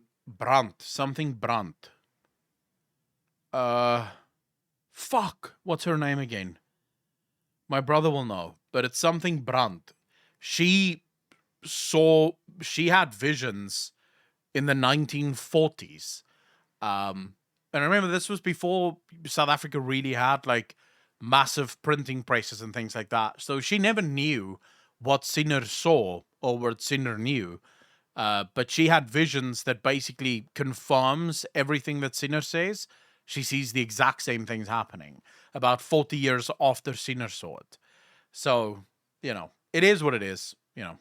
Make with it what you will. As I said, I'm not telling you this because I want to scare the fuck out of you or because I want to convert you. I'm not even sure I believe it. All I know is that it's better to be prepared and not need it than not be prepared and need it.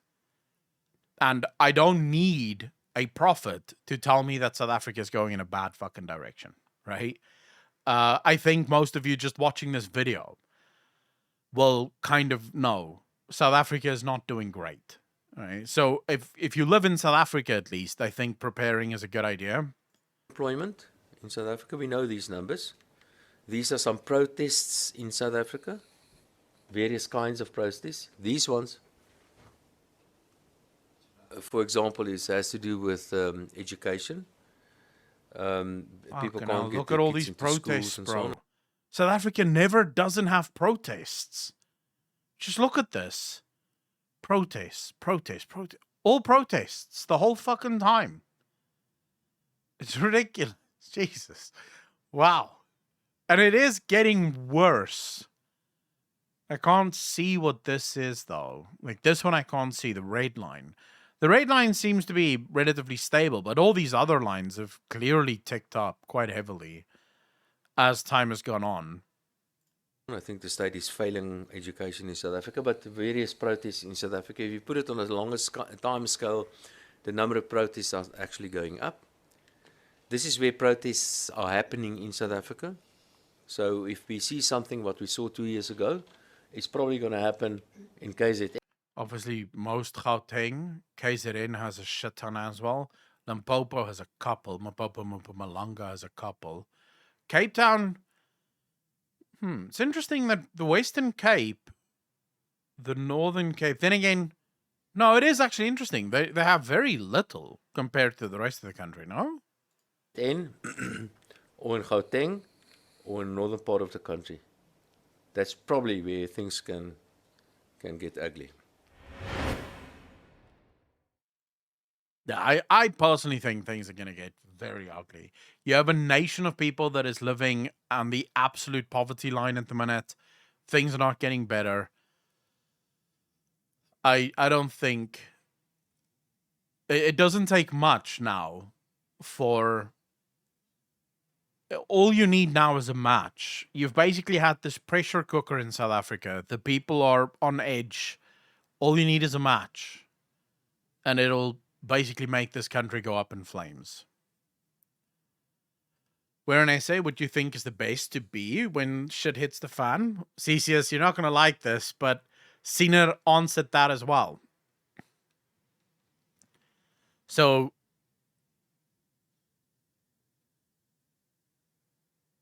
let me show you.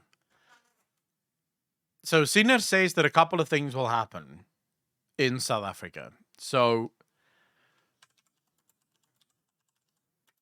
this is going to be just for South Africa, though. So, the rest of you might not care about this, which is fine. But okay. So, Senior says that the problems start here, right? It starts in Johannesburg and Pretoria. Johannesburg is completely destroyed. In one night, he sees millions of white South Africans dead. In one night in Johannesburg. That's where the problems start. The problems then rush into Pretoria. It sets the union buildings on fire and then explodes outwards to the rest of the country. He basically describes most of the northern part of South Africa completely destroyed. And this is in less than a week. It gets completely destroyed. This is the worst war for what he calls the Afrikaner. Now, an interesting thing here is he doesn't describe the Afrikaner as just white. This is very interesting. Because he says, at some point, he sees the Afrikaner and another group of people, which isn't white, join forces and basically become what he describes as the new Afrikaner. So basically, it's not a racial thing. It's people that care for freedom versus people that hate freedom. That's effectively what he sees. So he sees all of the South Africans that want freedom, that want to be left alone, band together against the people that want to control and that want to destroy.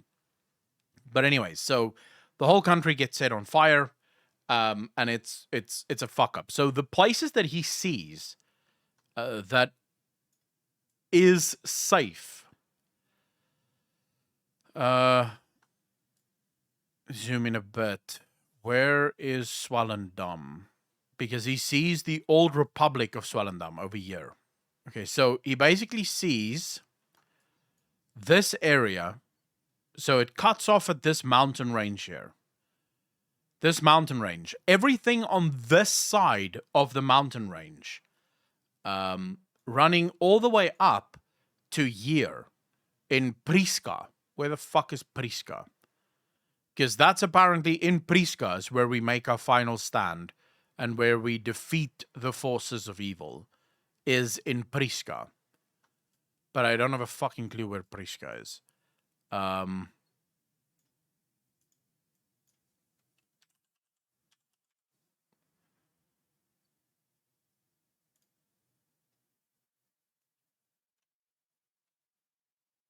Okay, so this is Priska over here. So basically from here, this mountain range, all the way up here, Priska.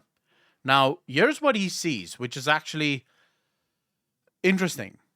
He says that the German government, right? The German government is going to fix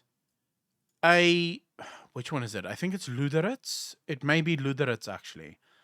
They're going to fix a harbor in Namibia, or what he calls East Germany, or what are they called? Northwest Germany. That's what they used to call it, Northwest Germany, because this used to belong to Germany. They're going to fix a harbor here that will allow for the arrival of naval ships. They've already done this, by the way. Germany did this, I think, 20, 25 years ago. Germany gave a shit ton of money to fix one of Namibia's harbors to allow for massive ships to arrive at this harbor. And then he said they will fix the railway from this harbor to Priska. They'll fix the railway. The railway is completely destroyed. They will fix it. Apparently, Germany's done this as well a few years ago. They didn't do it because, war. Germany did this because of trade. Germany sends a lot of ships down to Namibia. The ships needs to get offloaded, and that goods need to be taken somewhere. So in order to take that goods there, Germany fixed this up. He says that this will happen. So effectively, this is where we make our final stand, is this place here. So he says that this entire area is safe here, is made safe. And then from here, we do a final push to take back Pretoria, take back the rest of the country from the evil people. Take it with a grain of salt. Believe it, don't believe it. It doesn't really matter, right? Because at the end of the day, I view this as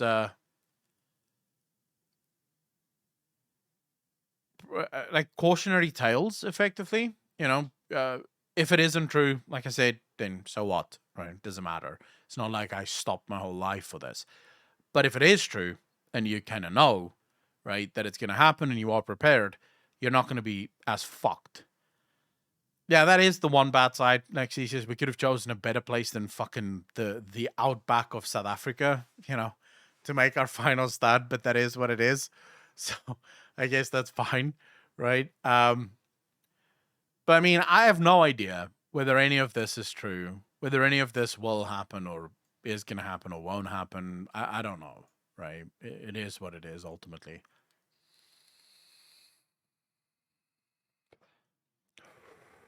For the swimming thing, where do I swim to? If this guy's correct, the United States is fucked, right? If this guy's correct, Europe is fucked. So where does one swim to? Where does one go now? If this guy is correct, if we're basing it just on this guy, the whole of China is fucked as well. Nico Spider, how you doing? 17 months, part of the DJ Nation. Appreciate you. Thank you, thank you, thank you. The whole, he sees this entire region being swallowed by the ocean, effectively. This entire area gets swallowed by the ocean, according to him. Have you watched Raiden and Peters? I have, yes. I have. There's some things I like about Peter Zion, but there's some things I genuinely don't like about Peter Zion. Peter Zion, or Zion, as far as I'm concerned, does what all experts do. They become an expert in something and then they view everything through the lens of their expertise. So when you listen to Peter Zion, he, for example, claims that the entire problem with Russia is demographics. Russia is running out of people, so Russia decided to go out on their own terms. That's why this war is happening with the Ukraine. Because Russia is running out of people, it's a dying country, so they decided to invade Ukraine now, so they can end it on their own terms. That makes no sense. See, that's my problem with that, because why would they do that? There's plenty of ways to change that, right? You could just have your people make more children. Like, if you wanted to be a dictator asshole, just force people to make kids. It's as simple as that, if you really needed to, right? It won't fix your problems in the immediate term, but it will help in the long term. And then you don't have to go out. No, the dispute between the Ukraine and Moscow was always going to happen. It was a matter of time. There was never a world in which Russia wouldn't invade the Ukraine. That was just always going to happen. It was like, literally, anyone that thinks that this was just out of the blue has never paid attention to Russia and Ukraine. So effectively, this was always going to happen. Putin obviously has his reasons for being there. Ukraine has their reasons for not wanting Putin there. But at the end of the day, this was just always going to happen. And I don't think it has. So when you listen, the problem with experts is when you listen to an economist, everything is economics, right? Russia is invading the Ukraine for oil or whatever the fuck. When you listen to Peter Zion, and he's a demographics guy, everything's about demographics. When you listen to a lawyer, everything's about the law. When you listen to a doctor, everything's about, medicine. But there's, like, experts will always look at problems through the lens of their expertise and not necessarily take all of it in stride and say, well, actually, no one makes decisions just based on a single thing, right? People make decisions based on a collection of things. So is it possible that part of what drives Putin is the death of the Russian people? Maybe. Maybe that is part of it, right? But it's not the only part. Right? There's many other reasons why Putin is doing what he's doing as well. And if you really wanted to know why Putin is doing what he's doing, you have to consider all of those reasons. But experts don't do that. For the invasion, in my opinion, Russia wants to be domineering. I don't think so. I don't necessarily agree. I don't think that's the only reason. Partly, yes, but not the only reason.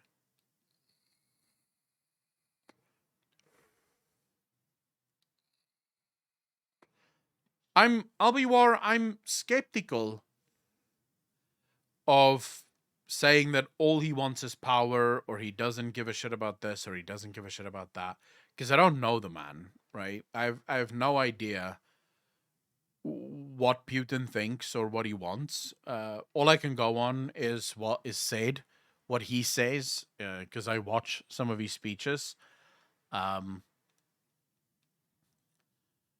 The real thing is that this was never sustainable. This was never sustainable. You have an enemy of the West, either self-proclaimed or made so. Don't matter, really. But you have an enemy of the West, so close to the West. How's that not going to lead to conflict? Right? How's that not going to lead to conflict? Of course it's going to lead to conflict at some point. You can't have enemies this close to each other and not have conflict at some point.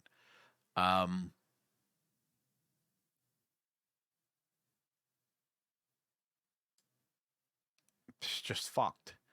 The only country that is fine, at least demographically, and geographically is the United States. It doesn't really have many enemies close to it.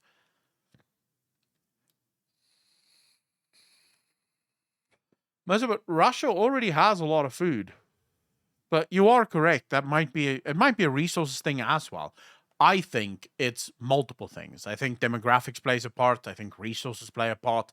I think safety does play a part. I don't think Putin is wholly lying when he says that, they can't give up the Ukraine. If you know anything about Russia's landscape, if you cross Ukraine, you basically walk into Russia. Like literally just walk into it. This entire area here is just open. They look at this, right? This is all open. This is open plains.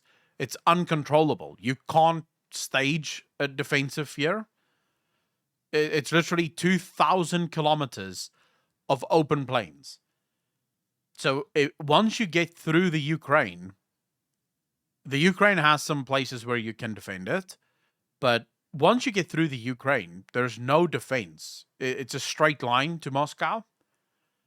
So effectively, I think that plays a part.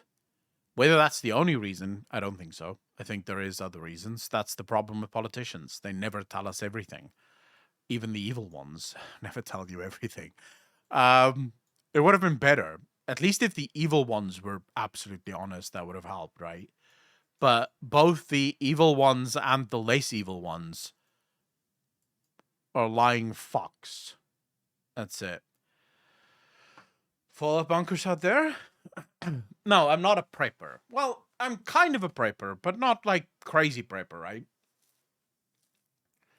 Interesting book covering these topics. It also covers Russia being indefensible and the US being unattackable due to location and landscapes. Yeah, the US is truly unattackable. The only way you can actually attack the US is with nuclear weapons. Like, you don't invade the US in order to occupy it. It's not possible. It is physically impossible to invade the US. Because in order to invade the US, you would have to start in Alaska, right? You start invading Alaska. Then you try and take Canada. Now, by this time, America is ready for you. Right? America knows that you're coming for them because you've literally been moving through 2 continents effectively to get to them. Not continents, but you guys get what I mean, right? You've moved through a massive amount of land in order to get to the United States. So they're going to be ready for you now. And this border is fairly easily protected, right? They can protect this border fairly easily. Literally just push up to the mountains and hold them out. So it wouldn't be too hard. You can't really attack from the ocean. America has incredible land to sea missile systems. So coming from the sea is just not feasible. Coming from Mexico, again, fairly easily defensible positions, and you're going to have to get through the United States again. It's not going to be possible.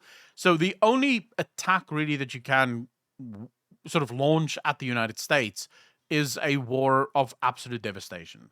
You don't care about occupying it. You just want to make it unlivable. You want to kill as many people as possible. And there, it's actually not that hard. Where does the vast majority of Americans live?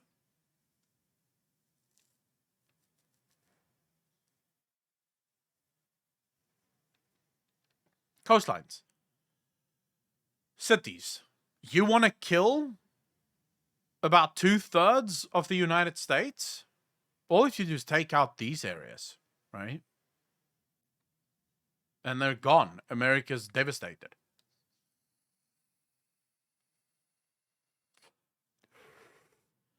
Yeah, that's all you have to do. You just blow up all of these cities. America is hyper densified. America has densification like the rest of the world dreams of. Right? You guys have mega cities. You take out New York, you kill how many millions of people with one strike? And you don't need that many. You just need 1 or 2 massive bombs, and New York City is gone. wiped off the map. So effectively, that would be your only. Of course, you're making the entire US unlivable for the next 100,000 years, right? So you're not going anywhere near that country ever again. Really, you're writing it off and sort of leaving the Middle America to fend for themselves and hope that the winds don't fuck them. But you could do it if you really wanted to. You could do it, I guess. What's up, Mercer?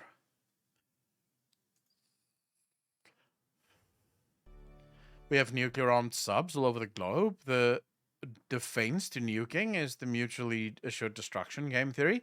Emergent, this is true. This is true, but this is where I don't understand the world, right?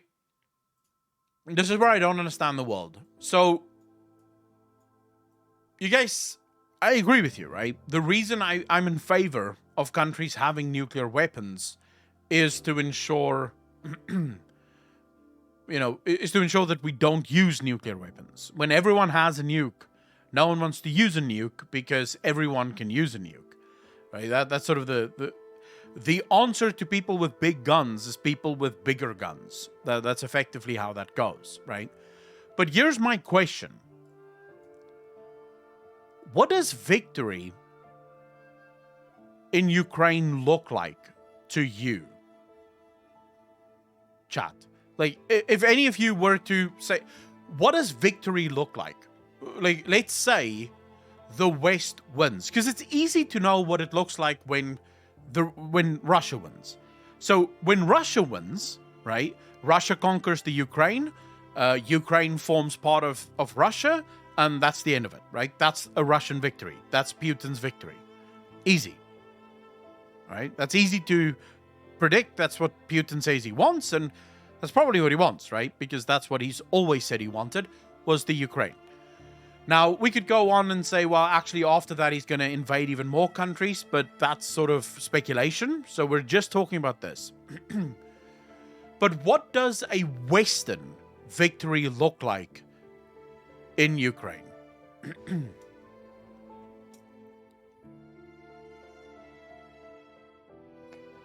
So you're saying complete surrender and withdraw by Russia and Vladimir Putin and every military leader executed for war crimes. That's what a victory to you looks like in the Ukraine. Okay, so what do you think the chances are of that actually happening?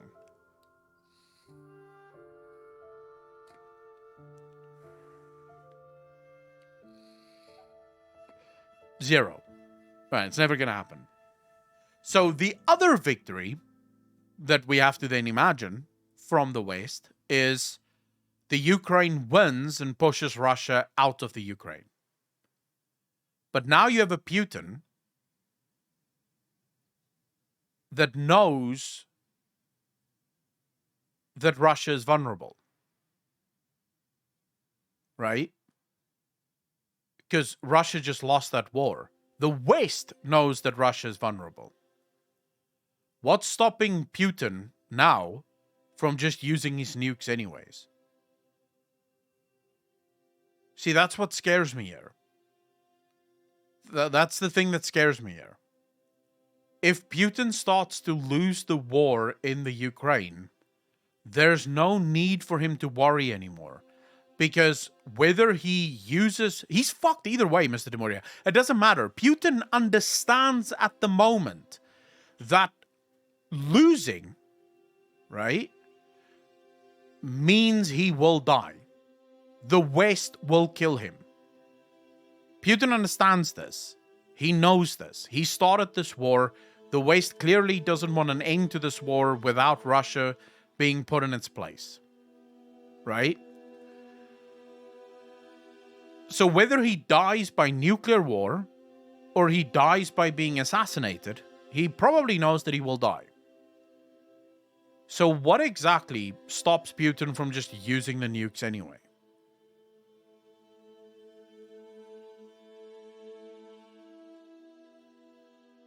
In my opinion, nothing. At least that's what I'm afraid of. I'm not saying he will use nukes.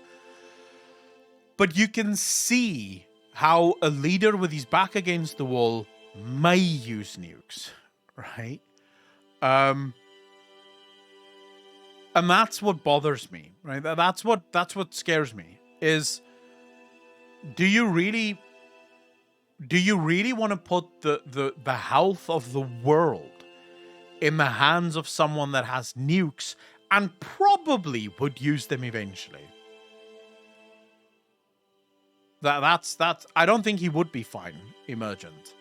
I don't think he would be fine. That I think would be the... I would tell you what I think should happen.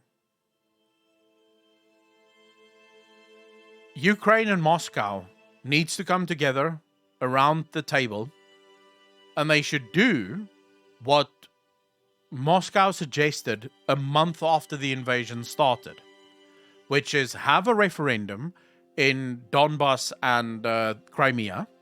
Let the people of Donbass and Crimea decide whether or not they want to be part of Russia or whether they want to be part of Ukraine. If they decide to be part of Russia, then so be it. They're part of Russia. If they decide to be part of Ukraine, so be it. They're part of Ukraine. And lay this thing to rest. Basically just go, look, we forgive it. It's fine. We don't want an escalation to this war. We don't want this war to go any further than it is. Because if it does go further, that's where things get scary. Because you never know what Putin is fucking capable of.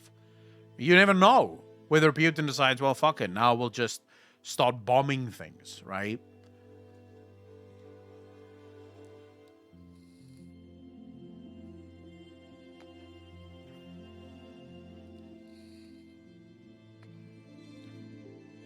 You assume the problem you do, or the mistake you make, Emergent, is assuming that everyone is rational actors.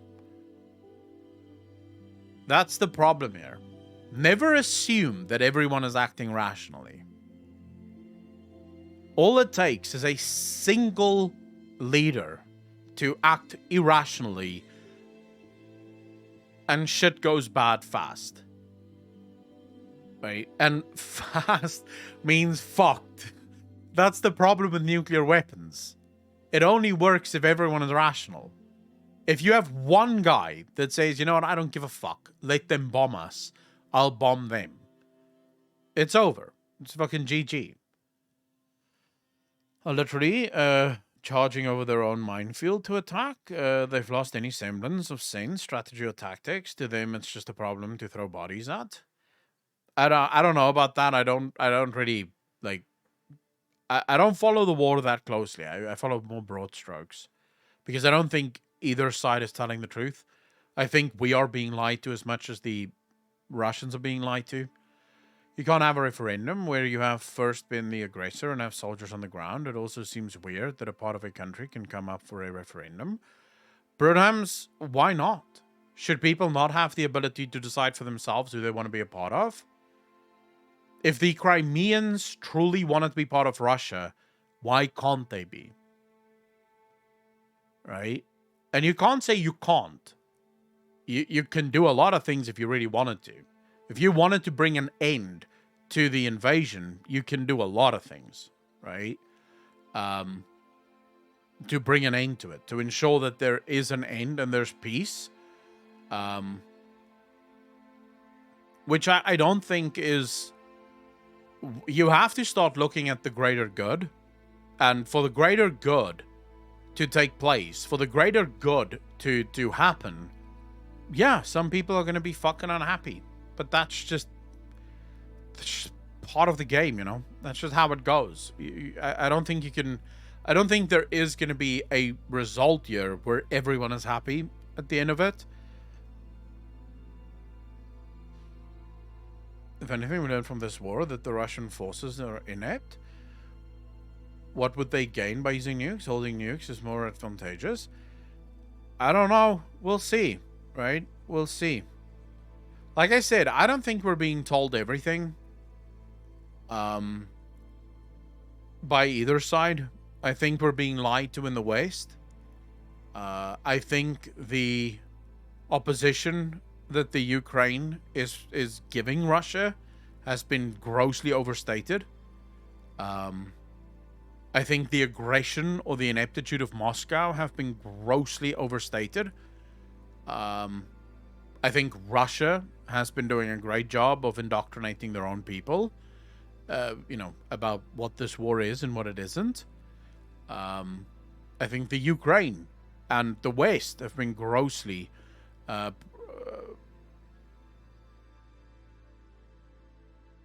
promulgating this war to serve the ends of the military-industrial complex, which I think is all this really is. It's the military-industrial complex that will not let this war go because this is good money. Right now, America is sucking the Ukraine dry.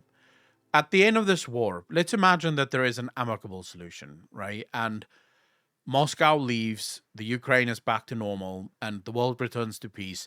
The Ukraine will be indebted to the United States of America for the rest of time. Because the United States of America isn't sending weapons to the Ukraine free of charge. The weapons that the Ukraine is currently using is lent to them. It's rented to them. The Ukraine is paying daily for the use of those weapons. The Ukraine is going to owe the American people trillions of dollars by the end of this game. Right? It is going to be a fucking nightmare. You guys are aware that in 2010, 2018, they found like shit tons of oil below UA, right? They quickly annexed territories by Russia at the beginning of the war are exactly those places where the oil is found. FZK, I mean, sure, but not quite sure. Russia is the largest one of the largest exporters of oil already. I'm not sure why they would need more oil, or why that would. I think that's one of the reasons, sure. I don't know if the US views it as a national security issue. I don't think it will be written off. I don't. Well, even if it is written off, the military-industrial complex is still going to get paid billions upon billions upon billions of dollars by the United States government. They're still going to make a shit ton of money out of this. We're not talking about the government here. We're talking about who the government needs to pay for these weapons, because these weapons belong to someone, and those people want to get paid. These weapons have to be replenished by someone, and those people are gonna want to get paid. So, that's all this is. It's money. Business is money. It's not money for us, of course, not for us ordinary people. Make no mistakes, people. You and I, we do not benefit from war. We pay the price. It is the politicians and the companies that make bank out of wars. They make a lot of money out of this.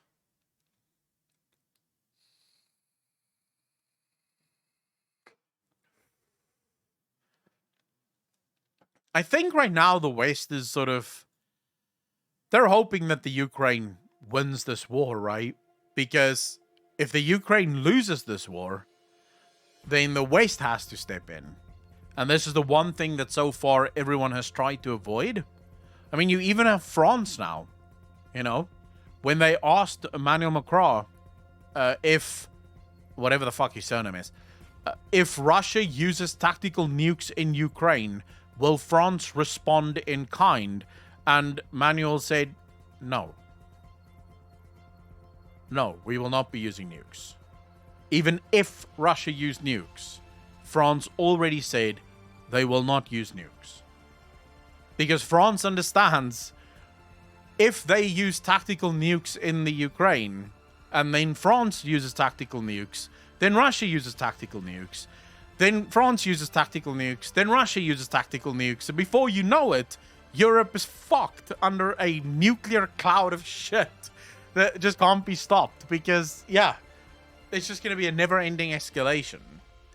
Steve, I don't think he's an idiot for saying it. I think he was being pragmatic. I think he's trying to sort of allay Putin's fears and sort of go, look, we have no interest in invading you, right? We have no interest in invading you. We want an end to this war, but we're not going to invade. We're not going to launch an attack on you. As long as you know that, right? As long as you understand that. I think that's sort of the game that they're playing right now, is just trying to tell Putin, look, bro, we have no interest in invading you.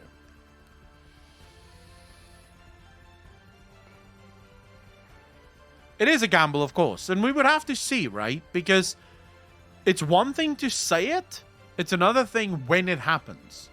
Because that's where we really will know, right? If Russia finally does use tactical nukes or strategic nukes, which is actually a bit worse, I guess. But if Russia finally does use it, seeing the response will probably be different to what has been said. Maybe then France does decide to use tactical nukes of their own.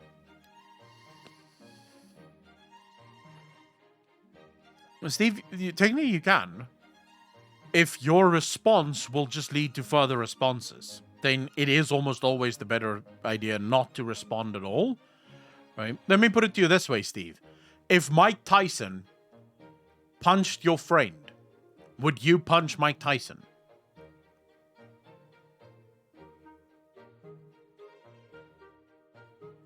No, you wouldn't.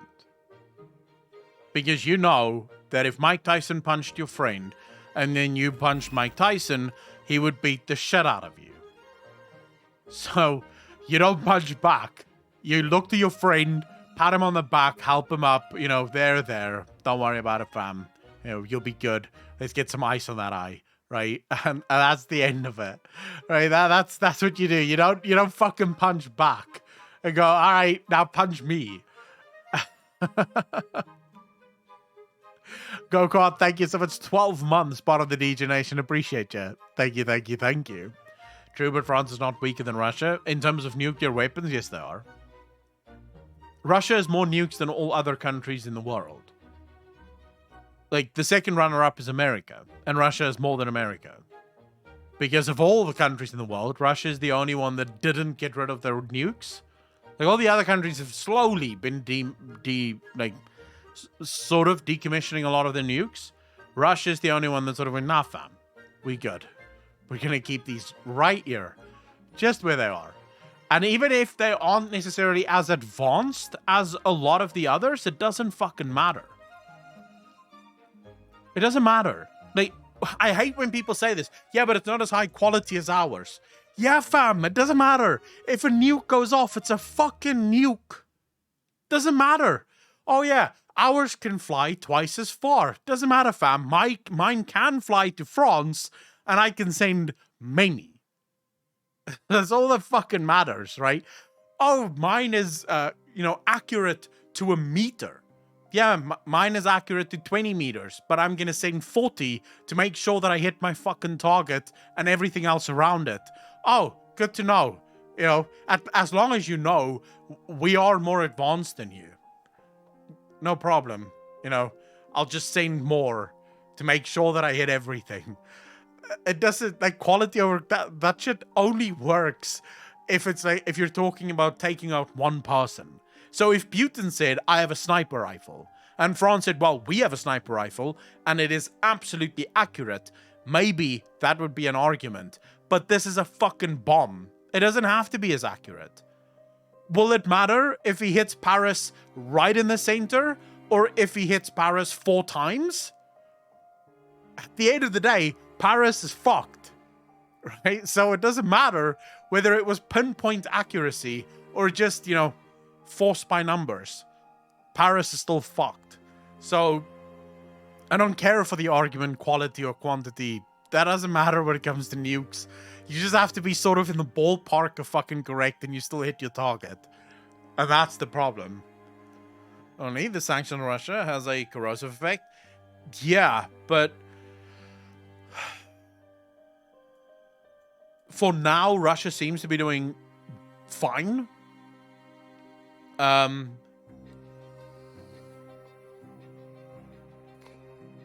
Their currency did not collapse as people thought it would.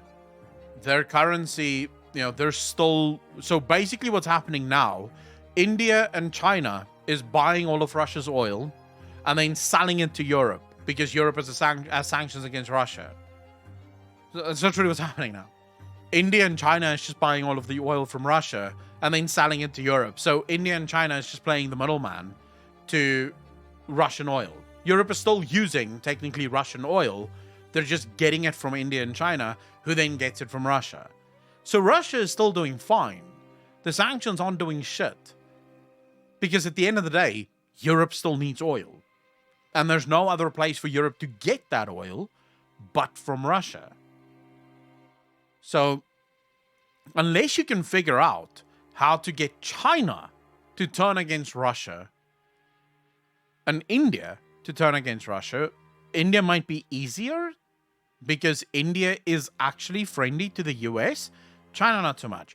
But India is actually friendly to the US. So you might be able to get India to turn against Russia. But I don't know how you're going to convince China that it's time for them to turn against India.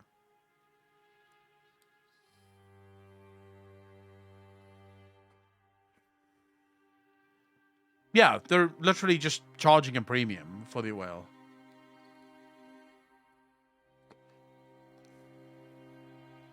Mercer, I'm not saying that sanctions don't hurt, but sanctions hurt the wrong people.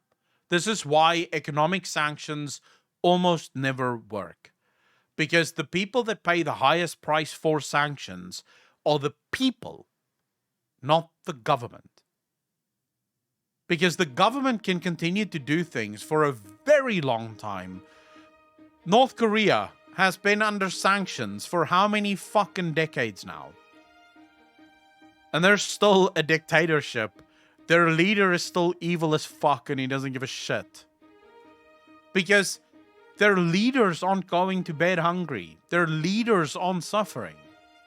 It's the people that's suffering as a result of the sanctions, not the leaders. The leaders are fine. So that's sort of the problem with sanctions. Sanctions hurt the people of the country more so than it hurts the leaders of the country. Mercer, I appreciate you being here and hanging out, man. Yeah, leaders don't give a fuck about their people. That's why I hate them. Like, fuck, guys. I've said this before, right? I despise the leaders of countries because they're all pieces of shit. I hate politics. I hate politicians. Because if we didn't have politicians, guess what? This war in Russia and Ukraine would never have happened. Because the people of Russia never thought, hey, let's invade Ukraine. The Ukrainians never thought, hey, let's fight against the Russians.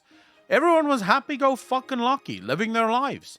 And then one day, one leader wakes up and goes, oh shit, I didn't have an erection this morning. No one sucked my dick. I guess I'll invade a country. You know? Let's get them to suck my dick for a bit. The people don't want to be there. People want to live their lives and be happy. They don't... People have... Like, people are busy. Like, fuck, dude. If one of my friends phoned me tomorrow and said, hey, bro, let's plan a war. I'm like, oh, shit.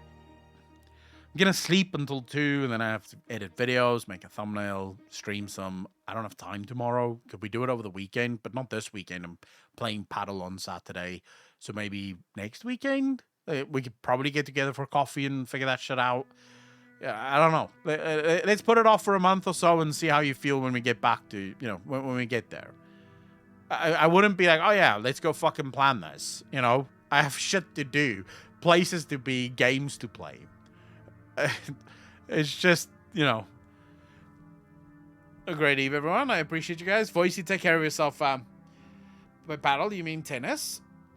No, paddle. Then you ghost them? Yeah, pretty much, right? Just violence. I'm already tired of this beer, sorry. Blaming all on the one side, and everyone is looking just for that one side, whilst the other side is doing what they want and not getting flamed or being told off. NATO is allowed to wage wars conflict, but no to Russia. Russia's evil, as it was usually portrayed in movies like James Bond and so on. And this energy crisis being self-made is getting ridiculous, not mentioning the inflation. Dude, I'm blaming everyone, Digit. What do you mean? Just blaming one side? I don't think Zelensky is a fucking hero. In fact, I think Zelensky is a fucking corrupt cunt. I think Zelensky is playing a massive, massive game of look at me, I'm famous now, ma.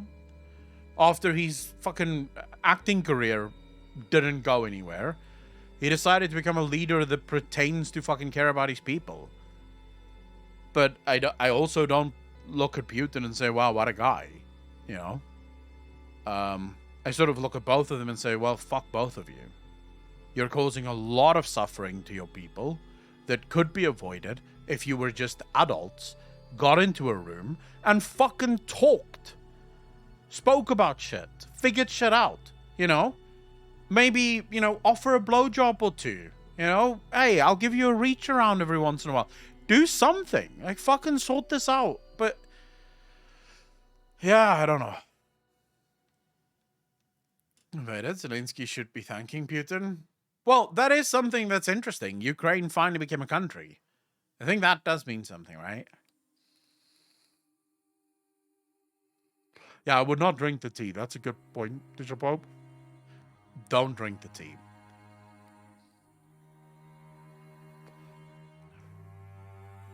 Do you guys not know what paddle is? Oh, for fuck's sake, okay. Can't believe you guys don't know what paddle is. I'll show you what paddle is.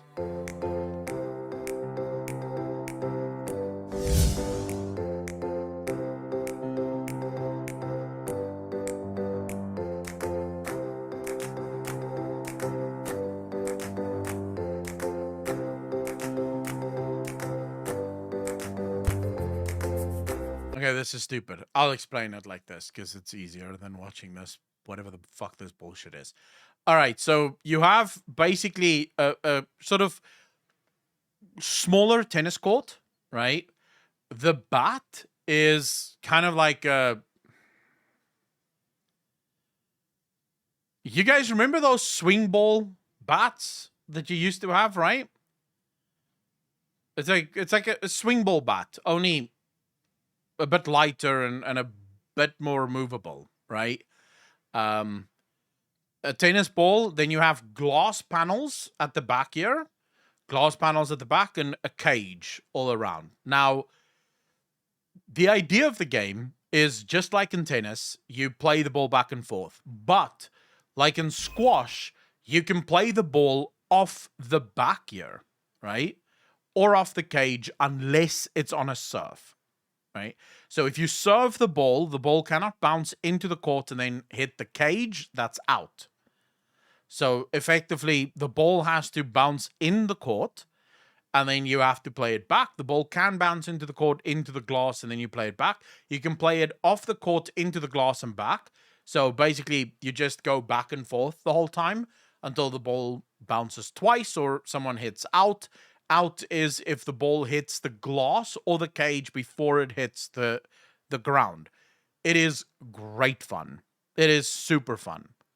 The problem is, it is definitely a hipster game. All the people that play it are fucking hipsters. It's super fun, but it is, yeah, it's kind of strange. I wonder, here we go. Here's some rules. Maybe this isn't hipster rules.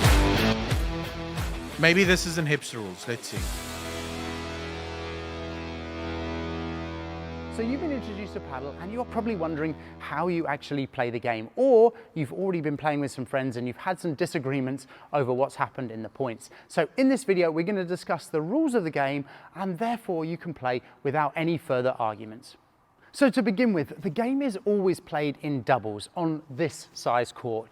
But if you're going to play a match, you will play this in a doubles format with either yourself or your partner here and the other one of you on this side. When it comes to the size of the court, this court is 10 meters by 10 meters, and obviously the same on the other side. So it's 20 meters by 10 meters. You will have the back wall of glass. Yeah, this will be 10 meters by 3 meters with the glass, with an extra meter of fence at the top.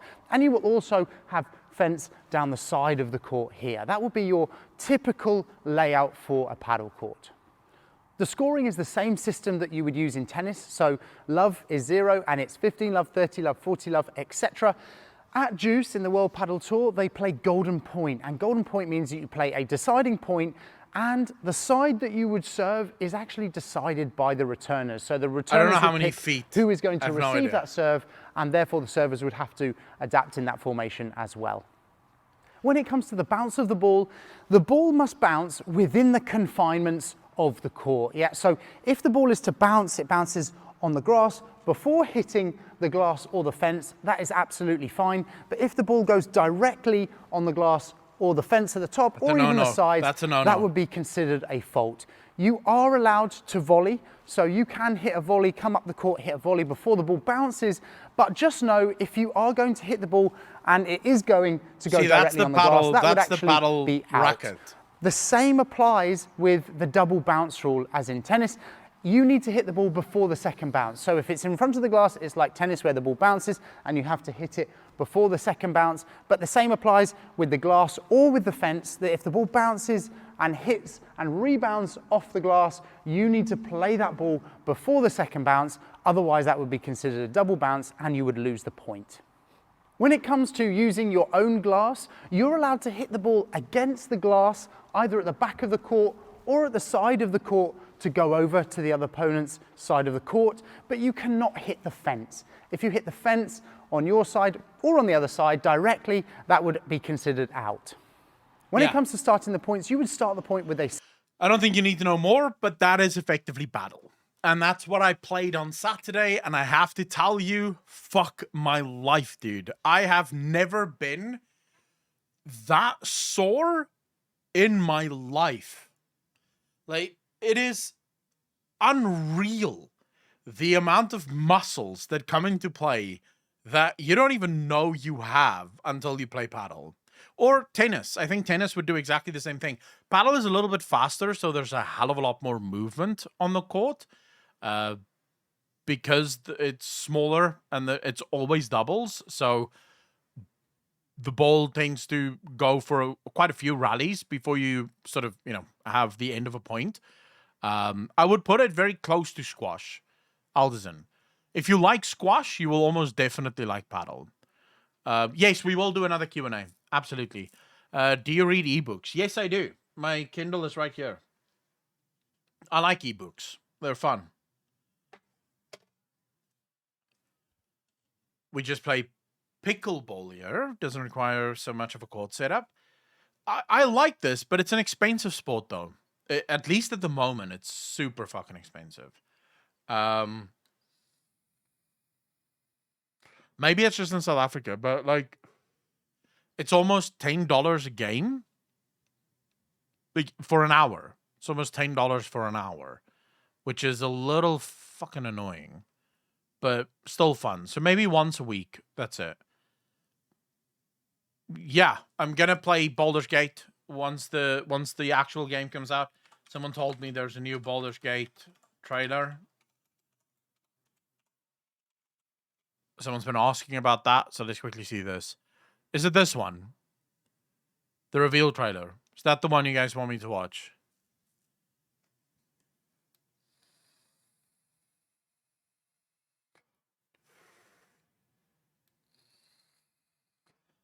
All right, let's watch it.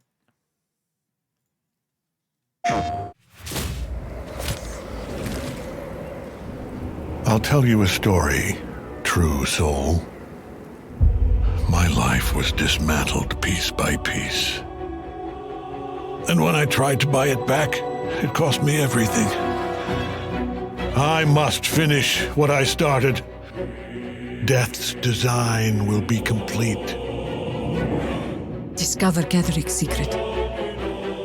Find out what it is that makes him invincible so we can strip him of his advantage.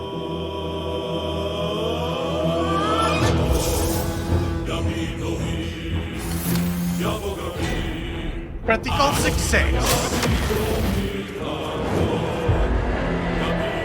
You're a pawn, a slave to forces you cannot come. What I like about this, so I have played the first chapter, right? I've played the first chapter. And what I love about this is how much more it's like the tabletop than what the first two were. So the first two were great in terms of lore and story, but I like the more tabletop version of this one. The combat is super fun. I like the fact that it's been made faster. It has a lot more flow now to it. But I like the fact that you roll and that you can physically see the rolls and you can do critical successes. And it's just, it's like playing tabletop, but with graphics, which is really cool. Great hand. Hetheric is a frightening man. Mr. But Demoria, I you love have that. something he Yes, doesn't. please. Allies worth having. Mr. Demoria, yes. If you have a memory stick with all of those books, I will absolutely read it. Absolutely. Together, we will strike down the Absolute.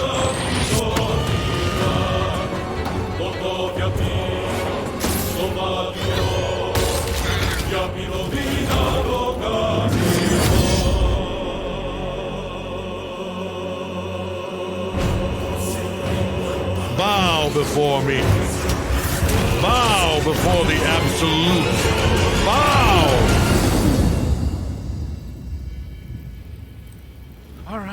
All right. Okay. I'm ready. I am ready for this. Want to run sessions on a Sunday? Apparently, he's going to help me design a character so I can play. I'm looking forward to it. Dude, tabletop's really fun. The D&D tabletop, we did it a couple of times. It's really cool. JK voice acting for the villain so good. Dude, I'm really looking forward to Baldur's Gate 3. It's gonna be nuts. It's gonna be off the charts. But I want to watch another video. I wanted to watch this video.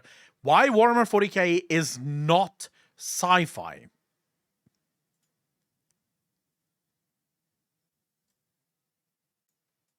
Ah yes, Warhammer 40,000. Everyone's favorite science fiction setting. But what if it wasn't? There's a general consensus among a lot of sci-fi and literature fans that Warhammer fans are a little arrogant about our property. Heroin for middle-class nerds. Yeah, like the middle class can afford to play Warhammer. Lol. What the fuck? Insisting that, oh, it's totally different, it's not like the other things, it's totally better. And I'm not gonna sit here and say, oh, that's a good thing, it's totally true, suck at everybody else. But I will say that it is kind of true that 40k is different. If you compare 40k to other sci-fi settings, it just always feels so different. And the reason is, 40k isn't sci-fi, and it never has been. Now, bear with me, that might take a little explaining because you think, hey, I mean, it's in the future, and it has scientific technology, and it is fiction in the future, with soldiers and spaceships and all that. How could it be anything other than sci-fi? But let me explain. Those are some of the elements of a setting, like in this case, a space opera, and 40k is undeniably a space opera. It lacks a lot of those key themes, elements, and traits that are prevalent in other science fiction. Namely, franchises like Star Trek, Dune, a lot of works by people like Arthur C. Clarke, and even Star Wars. Star Wars Legends, of course, not the new Star Wars, because the new Star Wars is basically just an end-to-end story about what is essentially a military conflict. Star Wars Legends, on the other hand, is very expansive and has a lot going on that does drag it more into the realm of science fiction, akin to something like Dune. I actually would really like to make a few videos about some of the stuff from Star Wars Legends that I personally find really interesting, if you guys would be okay with that. And what are these narrative elements of science fiction that make it such, which 40k tends to eschew? Namely, they're themes that reflect back on humanity in a different light, but are still relevant to certain themes. Things like the nature of humanity, what is freedom, what is real. Think of things like The Matrix, or meeting alien civilizations and wondering, can they really be equated to humanity? Or philosophizing on the nature of humanity and what human beings really want or need. Yeah, I would say it's fantasy, right? Because it doesn't have the story tropes of sci-fi, which is true. Science fiction does have a set amount of story tropes that sort of have to be there in order for it to qualify as sci-fi. But then at the same time, it kind of is sci-fi because it is science fiction. It is all fiction. It is science-y. So by its technical definition, sci-fi would work for it. But mainly you would qualify it as being fantasy, right? Dark fantasy in this sense. This is why a lot of really good and beloved sci-fi Which series is actually like why I Dune, think it's again, so good. are often very psychedelic in nature, because even some of their most wild and fantastical elements are still meant to sort of be very cerebral and sort of make you think. How would you react in this situation? What do you take away from this? Where do you go with this from an ideological perspective? 40K doesn't really do that. 40K is a very set narrative where things are laid out in front of you. Yes, we can debate until the cows come home between, oh, is chaos truly evil? Is the Imperium good or bad? Are the Tau justified? This and that. But ultimately... There is no debate. The Imperium is not evil. The Imperium fights for humans. What's he saying? Like... I think I spot a bit of heresy here, but never mind. It is a one-to-one story. And while there is a level of exploration involved in a lot of 40K stories and going to new places, it isn't the same kind of space exploration you see in most traditional sci-fi. You know, you're not exploring reaches unknown for the betterment of humanity. You're usually going somewhere dangerous to fulfill some dangerous mission, and you likely know what's going to be there. Something evil. You're not going out there to seek new knowledge for the betterment of your species. You're going there to fight something and kill something. Ultimately, it's been said that a big portion of sci-fi is at... No, Abaddon, but that's exactly what he's saying. The Crusades aren't to explore. The Crusades are more to conquer. Right? Yeah, it's literally, we're going there to conquer whatever is there. And even if we don't quite know what is there, we know it's not human, therefore it's Xenos, therefore it's evil. Right? There's no exploration for the sake of exploring. It's not like in Star Wars or Star Trek, for example, where they don't want to interfere and they just want to explore the galaxy. The Imperium has no interest in exploring the fucking galaxy. What their interest is finding new places to conquer. That's it. It says we're going to things that were no longer known as it is forgotten following the war of strife. You could probably say post-apocalyptic sci-fi. You could probably put that in there, but again, it's not. No one. Let's put it this way: no one reads about Warhammer in order to learn about the discovery of new planets. When you read a Warhammer book, you're reading to find out how the Ultramarines fight against Nurgle. Right? To defend Ultramar from Mortarion. That's what you're reading about. That's what you want to know. You couldn't give two fucks about the planets that they're on. No one cares. Screw those planets. Just tell us about the war. How does that war go? And how does that planet impact the war? That's the only thing that matters, right? Asking, what if? What if humanity was divided this way? What if society was like this? What if Spice Melange existed? What if the Force existed? What if we were a part of a galactic federation and had to explore and have our very human ideals and ways of being challenged? What if this? What if that? What if you could visit the future? What if you could visit the past? What if you could visit an alternate dimension? 40K never asks what if. 40K tells a very clear story revolving around a set of events that has a very clear timeline and doesn't really mess around with things like time travel. What it's driven by are the interactions between characters. I would say he's making... The one problem I have with this video, and we're just in the start, so maybe it changes, but he's making a lot of sort of concrete assumptions that is only true from his vantage point. How many times have we sat in this very fucking stream and argued about what if? What if this didn't happen? What if that didn't happen? What if? Right? Or what if this was real? What if this was actually what's going to happen? We do that too. So technically speaking, the only way that it's not sci-fi by his measurements of what sci-fi is, and I already explained, I don't think sci-fi is... Here's the problem with his argument. He starts off his argument by attributing a set parameter to sci-fi. So this is what sci-fi is. And then under his explanation of what sci-fi is, Warhammer does not fit that mold, and therefore Warhammer isn't sci-fi. The problem with that is I don't necessarily think I agree with his parameters on sci-fi. Because I think it is entirely plausible, even possible, for sci-fi to literally be just what the name suggests it is, which is science fiction. which is literally what it is, right? Science fiction is where you have science in whichever believable or unbelievable manner it may be, turned into fiction. Like in Star Trek, where they have warp drives. And we can argue about the possibility of warp drives. And we can argue about the possibility of these alien races on these alien planets. Well, does Warhammer not have the same stuff?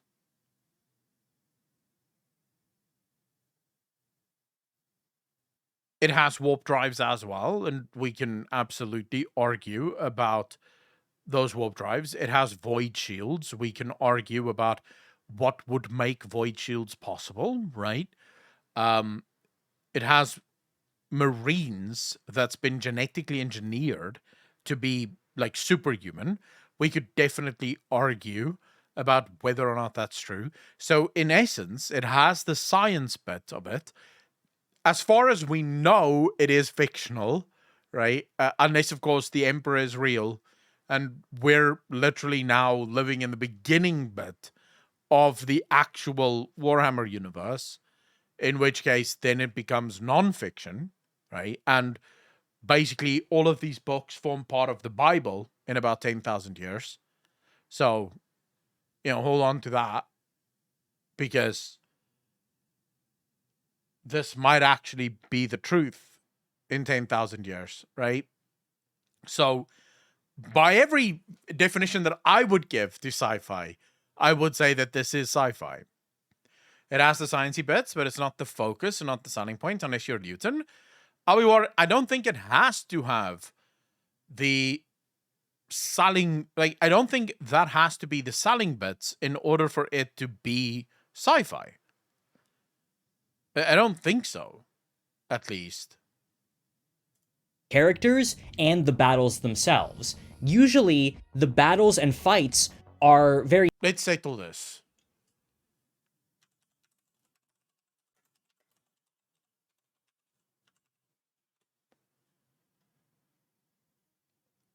Short for science fiction. For fuck's sake, give me the definition of science fiction then. Fiction based on imagined future scientific or technological advances and major social or environmental changes, frequently portraying space or time travel and life on other planets. Would you not say, by this definition, that Warhammer is sci-fi? Fiction based on imagined future scientific or technological advances, well, that's literally 40k. You have bolters and weapons that fucking explode. You have weapons that work with void energy. You have void shields and things like that, which may or may not be possible, but it is scientific and technological advances that are mostly imagined, but some of it could actually be true. Major social and environmental changes. Yeah, got that. Frequently portraying space or time travel. It doesn't say space and time travel. It says space or time travel. So even if we said that it doesn't have time travel, which can be debated because the warp can fuck with time. Time doesn't work the same in the warp. So technically that would be time travel in some way, shape, and form, right? And life on other planets, I would say by this definition of science fiction, Warhammer is absolutely science fiction.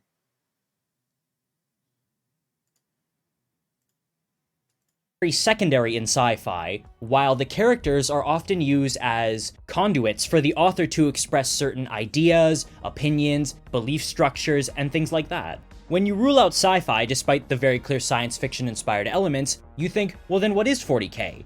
Well, you might think, oh, it's military fiction, akin to Starship Troopers or Battletech. But you see, even that's not the case, because a lot of those are still grounded in a sort of reality.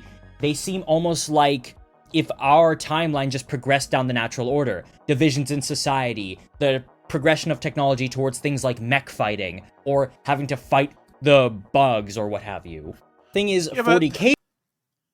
Again, I don't want to disagree with him just on the principle of it, but I do have to disagree with him just on the principle of it. Because, again, you're looking at military fiction through your lens of what military fiction is, based on the example of Starship Troopers. And you're saying, well, if society is left to advance just on its natural course, then you could see a world in which Starship Troopers might be true. But that's true for 40K too. It might not be true for all of it, right? But if you just left humanity and at some point a dictator came into power that basically turned everyone into his slaves, that would very much signify a Warhammer-like future, right? It would. So this guy's entire argument is that there's stuff that tech could never do, so it's fantasy, except we didn't know what tech could do 30 years ago today, let alone in 40K years. Yeah, pretty much. Fighting is completely unrealistic. They're casting magic spells, and yeah, before you get on my case saying it's Psychers and the Warp, it's basically magic, let's be honest here. And they're using swords as principal tools, and a lot of the older bolters were never really used at range. Oftentimes they were fighting with them as though they were shotguns, at damn near point-blank range.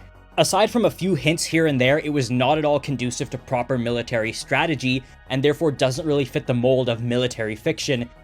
No, but again, just based on your very narrow definition of military fiction, it is absolutely possible that some of the enemies you fight, it's just easier to get into close-range combat, and then it would absolutely be military strategy to do so, right? Because it's harder to hit from range, much easier to hit in close range. No, I want to find all the things I disagree with here. We're not going to the next video. We're disagreeing right now, chat. This is what we live for. In the way things like Battletech or Starship Troopers do. So, if it's not science fiction, and it's not military fiction, then what is 40K? But it is science fiction, and it is military fiction. Well, 40K, owing to the roots of the Warhammer franchise, is actually, despite being a space opera, dark fantasy. Now, as many of you know, the original property that GW released under the Warhammer brand was Warhammer Fantasy Battles, an absolutely awesome dark fantasy setting with all those common elements that we now view as very generic and very commonplace, and dare I say it, almost a little bit cliche. Orcs, elves, dark elves, cursed artifacts, kingdoms in ruin, a gloomy, grim atmosphere, cursed parts of the world, things like that. And those elements we see translated into 40K very nicely in ways that proper sci-fi settings never really have or can capture. It's part of what makes 40K so unique, so special, and so enduring.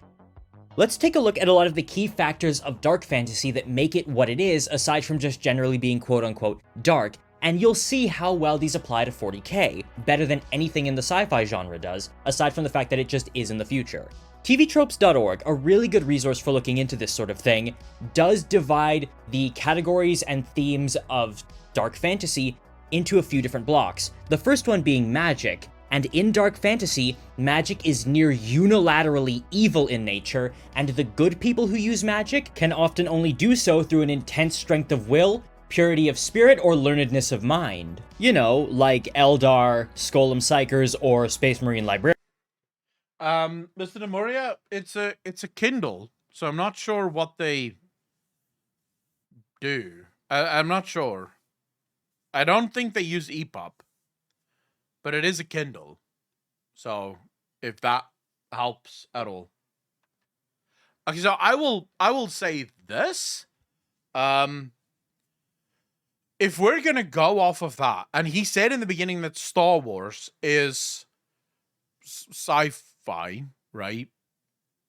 Then how is Star Wars any different? They use swords. Yeah, their swords are made of fucking light, but it's still a sword, right? It acts literally exactly as a sword. They use the Force, which, again, they use the fucking Force. So that's magic. They have the light and the dark. It's I don't know. This is just incredibly fucking arbitrary. His arguments is very arbitrary. Furthermore, magic weapons are often very prevalent in Dark there's Fantasy. shit tons of You know, the monetary. classic cursed sword, cursed amulet, that sort of thing. And as we all know, cursed swords that eat away at your soul are a dime a dozen in 40k at this point. Hell, even a couple good guys have them. Another big element of Dark Fantasy that differentiates it from sci-fi, aside from the obvious, is the way religion is viewed and portrayed. Oftentimes in sci-fi, religion will be looked at and mentioned, but as a way to compare it to the mentalities humanity might develop in the future in regards to such things, often depicting it as deeply anachronistic and an element of some sort of alien civilization that's holding them back. Or used to make us think, how can we still really believe in gods when we ourselves have almost godlike ability due to our progress? And that is very interesting. But in Dark Fantasy, religion often takes a much larger part of world building as opposed to being a direct plot point. Namely, most religions will be large, state-run operations that are used to sort of control the populace and steer them in a specific direction via means of morality or a monopoly on salvation. Let me read a little passage here from TV Tropes. In the words of a YouTuber who is better than me, to quote, "Expect Spanish Inquisition ripoffs run by Knights Templar, complete with a grimdark Catholic Gothic theme, but turned up to 11 as a full-blown totalitarian state security matter. While there do tend to be cults, often of eldritch abominations, paganic scary immoral religions, or even more radical offshoots of the big ones, they are often led by a, quote, sinister minister." End quote. Does this sound familiar to anybody? It probably should. It's basically just the ecclesiarchy and the imperial cult. Furthermore, gods are real in Dark Fantasy and 40k as opposed to sci-fi. And further than that, gods are assholes. In most sci-fi settings, all gods are either completely uncaring about the struggles of mortals, or are actively malicious and Ryu, thank you so much for the sub. 18 months, part of the DJ Nation. Appreciate you. Thank you, thank you, thank you.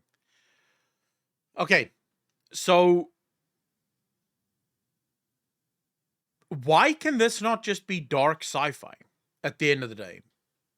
Or why can it not be sci-fi with severe dark fantasy undertones? Because this is the first argument he's made in the video that I kind of agree with.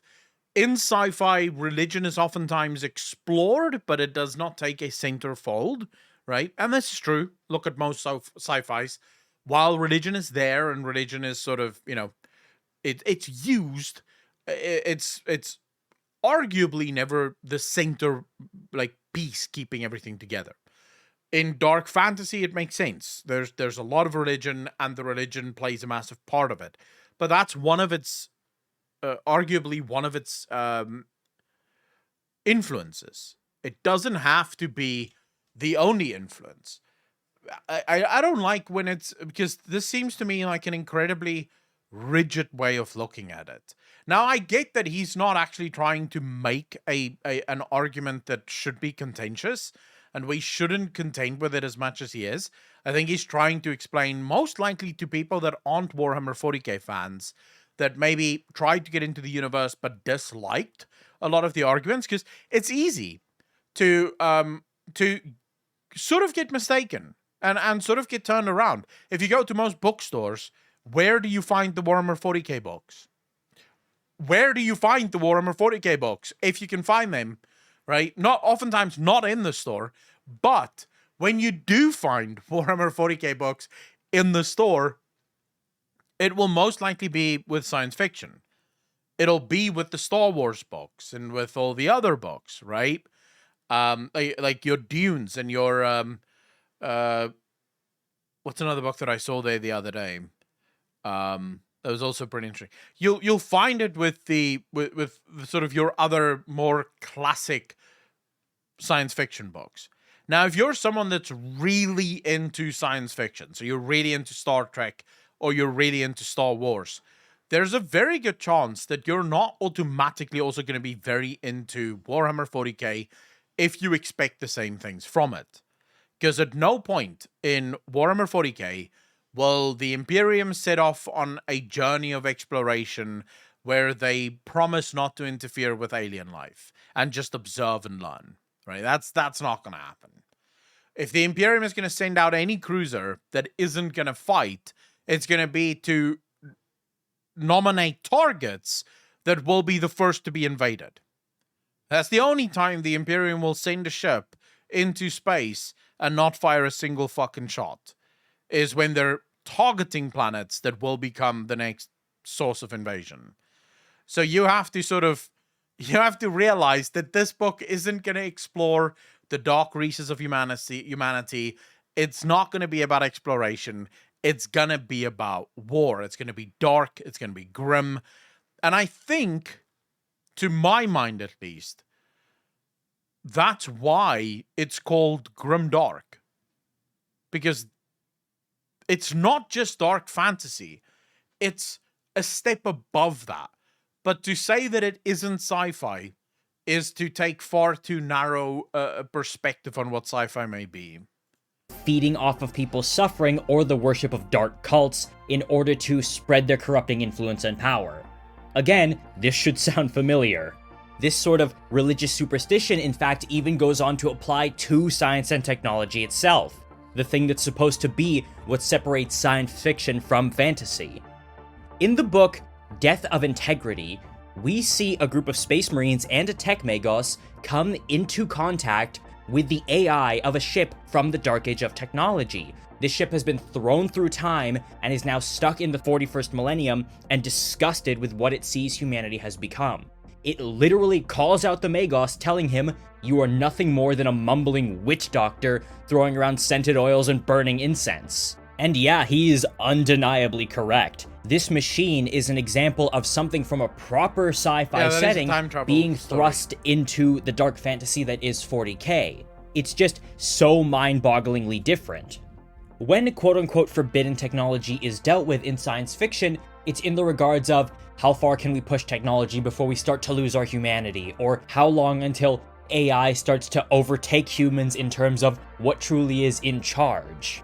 The idea of technology being limited is not something new, but it never takes this form: tech heresy. The idea of anything being called heresy really is just completely incompatible with science fiction in general. And look at the language used in 40K. Heresy, burn the witch, mutant, suffer not to live. These are all very dark fantasy, archaic terms and mentalities. And we as a fandom sort of take it for granted and have just sort of internalized it all without really processing what it truly means in a narrative context. The only way I could see something like... How do you think the Warhammer 40K community will react if you wrote a book about a cute anime high school series in 40K? Imagine for a second you had Guy Haley, right? Or Dan Abnett writing a cute anime high school series in Warhammer 40K. The audience would be in outcry. Like, there would be public outcry for the public dismemberment and death of the writers. It would just not fucking work. I wouldn't read it. I would be well pissed if I read that. Tech heresy making its way into a proper sci-fi setting would be something like Stargate, where if they gated onto a planet that was living amongst the ruins of a greater civilization and only had a base passed down knowledge on how to maintain things. And even in that case, tech heresy would be seen as a really alien backward concept that probably endangers the heroes and needs to be pushed back against and stamped out, as opposed to 40K, when it's generally speaking a decently correct mentality to have in regards to staying alive and keeping the Imperium functioning. And that's another element of why 40K is dark fantasy. All these backwards superstitious things are absolutely true.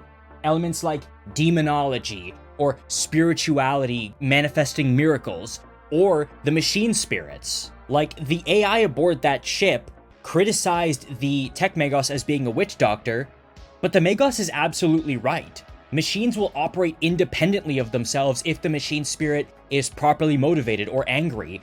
Machines will completely refuse to cooperate or function if they haven't been appeased in some way. We know this to be canon fact. And funnily enough, this is actually something that is kind...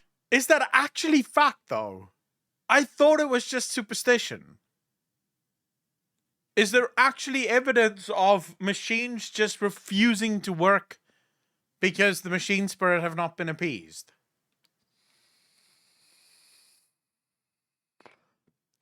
Up till now, I genuinely thought that was just like a superstition. Because every time the Mechanicus wants to pray to the machine god, a lot of the Imperium, like Space Marines and things, almost think it's stupid. They almost just do like, all right, fine, just fucking do whatever, you know. Just just whatever. They don't seem to be that bothered by it. Kind of based in reality in a way. For those who don't know, there is an area of theoretical science called long-term nuclear waste storage and containment. What this is about is theorizing hypotheticals as to... No, wait, Albiwar, the starship that you're referring to now, that piloted itself and unleashed weapons that no one even knew about, wasn't that the AI?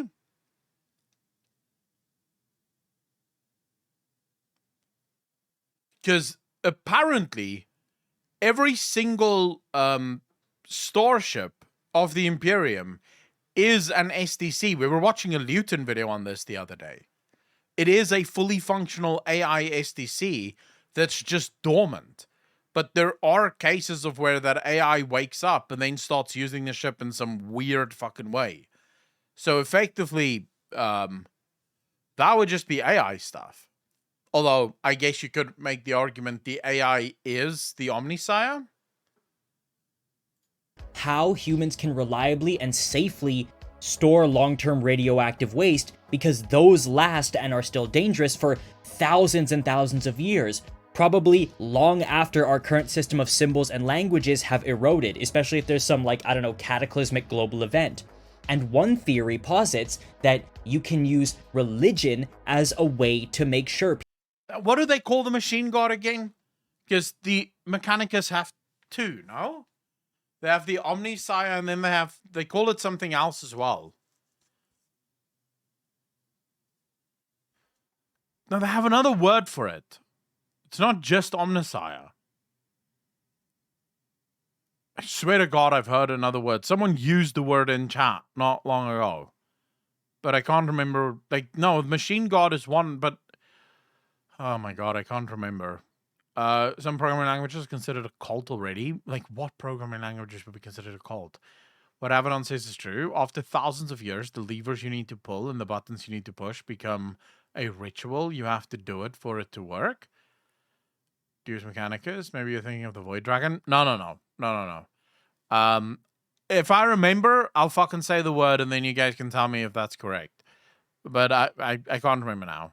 People stay away from these nuclear sites, because some of the oldest, longest lasting things that we know of and have are religion and religious symbols. So if you created a hypothetical religion, like a quote-unquote nuclear priesthood, centered around warning people and keeping people away from these symbols that signal nuclear radiation, it would likely survive. In a way, you really can see that in regard to the Mechanicus, because I don't think many of the Mechanicus know why exactly AI is banned so ferociously, but they just know that it is, and most of them are very ardent in making sure it stays that way. They don't know about the cybernetic revolt, but the consequences of it, codified in their religion, still lasts. And this goes into another element of dark fantasy. It sort of shines a light back on elements of humanity, but not in the same way sci-fi does. It shines it on the worst personable aspects of us. Fear, hatred, prejudice, violence, the inability to cooperate in even the most dire of circumstances where we think, oh, we absolutely would be able to put aside our differences. Hell, even the abominations that people fight against are reflections of humanity itself. The Chaos Gods are born from human emotion and failing. And this is nothing new to sci-fi, like Halo has the Gravemind saying, I'm a monument to all your sins, but 40k has that a step further, where it's in a much more mystical and even literal sense. That's the sort of thing. How good is Halo lore?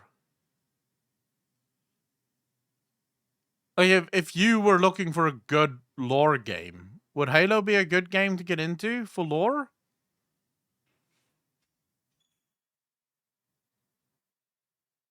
Science can only better ourselves, but not regress because of it. There's an agenda that is pushing hard. Ballistic, I think I get what he's trying to do, and I don't disagree with him as adamantly now that I understand what he's trying to do. Because he's basically just trying to say, it's not your typical sci-fi. I think that's what he should have said instead, but that does not make for a good YouTube title. A good YouTube title isn't going to be why Warhammer 40k isn't one of your typical sci-fis. That's not a good title. Because it isn't typical. You know, typically people aren't afraid of science in science fiction. People embrace science in science fiction. Typically. Warhammer, obviously, on the other hand, not that typical. You see in dark fantasy, where the Eldritch Abominations, as opposed to being these outsider entities, are not really these unknowable things from beyond, but are part of us. They're comprehensible, and that's where the true horror comes from. I'll be war. To say that we already know, sort of. So, let's say, for example, I'm making a YouTube video about World of Warcraft, right? And let's take the video that I'm working on right now, right? I'm working on a video about Ysera. Now, I could start that video wherever I really want, realistically. Because effectively, all I want to talk about is Ysera coming back and what exactly her role will be now that we know that she's not going to be the aspect. And why she may have been brought back and how she was brought back and all that stuff. The problem is that I can't just assume that all of the people that's going to watch that video will know that, you know, this is where the green dragons come from, so we don't even have to discuss that, right? I have to assume that there's going to be people that watch that video that don't even know the origins of the green dragons. So I will most likely start my video with the origins of the green dragons, how the green dragons came to be, what their job is, what their role is, and then get into the death of Ysera. I can also not just assume that everyone that's going to watch my video will know how Ysera died. So I will have to go through her death, why she died, what most likely happened there, what she did during her course of Shadowlands, because again, very important, because again, I can't make assumptions. So this is basically what he's doing here with this video. He's assuming that a lot of hardcore Warhammer fans will know that Warhammer isn't your typical sci-fi. But he's also assuming that a lot of other people that watches this video might not even know that this, you know, what is 40k. So he's sort of explaining it to people that maybe don't have a clue about what 40k actually is. It's the understandable darkness within ourselves that makes this setting so bleak as opposed to outside factors. Furthermore, the characters in sci-fi will often be very heroic or very scientific in nature, very rational, and will generally embody various traits and ideals that we in our current present society view as desirable or conducive with the development of the species as a whole. In dark fantasy, on the other hand, characters will often be a lot more complex, will have various things that they're planning or wanting to do, or will generally just have to be jaded in order to deal with all the horrible things around them and do what needs to be done in order to save as many people as they can, regardless of how it makes them look. Kind of like how many Space Marines, Inquisitors, and other kinds of characters are so gritty and grim about everything going on around them. It's because they're dark fantasy heroes, not sci-fi explorers. Furthermore, politics will often be a lot less nuanced in dark fantasy as opposed to sci-fi, where in sci-fi, you can have reflections of real governments and things that seem they could be based in reality as to, again, make us think. While in dark fantasy, it's often very one-note and very, very overly grim. Hence why people defending the Imperium or liking the Imperium isn't necessarily a bad thing, because again, it's not grounded in anything resembling reality. It's not like the Helghast from Killzone. It's more akin to something like Tsarist Russia, where there's a very small clique of people who squabble amongst themselves but ultimately are united, and the peasantry is very not well cared for, and religion is this overarching thing with a very powerful priesthood. Moreover, in dark fantasy settings, there is often an evil, oppressive, borderline genocidal empire, which still ends up being the quote-unquote in this Apocalypse, he did say dark fantasy, so he's going off of what politics looks like in dark fantasy. Now, again, I'm not entirely sure because exceptions don't necessarily prove the rule, right? And I think I get what he's trying to get to. In science fiction, you want to have politics be almost like in Star Wars, right? In Star Wars, yes, you have politics, but you can see that the politics sort of mimic real life democracy in a way, right? Where you have the different sort of, let's say, different mindsets and philosophies sort of tacking on and trying to figure out who's going to be the leader of all this shit. Whereas in Warhammer 40k, the political system is basically broadly the same everywhere you go. And the people do not often revolt, unless, of course, it's part of some bigger story that they're trying to tell. The majority of people just accept it. They just go, yep, this is how we live. Yes, it sucks, but, you know, what are you going to do? This is just life. And it's not trying to, I think, the difference between it and science fiction would be it doesn't really cast a judgment on it. For example, you very much... Oh, did the stream die? Oh, we're back. Okay, cool. In Star Wars, for example, you very much judge the Empire for their political BS. I can see the internet got a little weird, by the way. So if it is breaking up a bit, I can see it on my side going a bit wonky.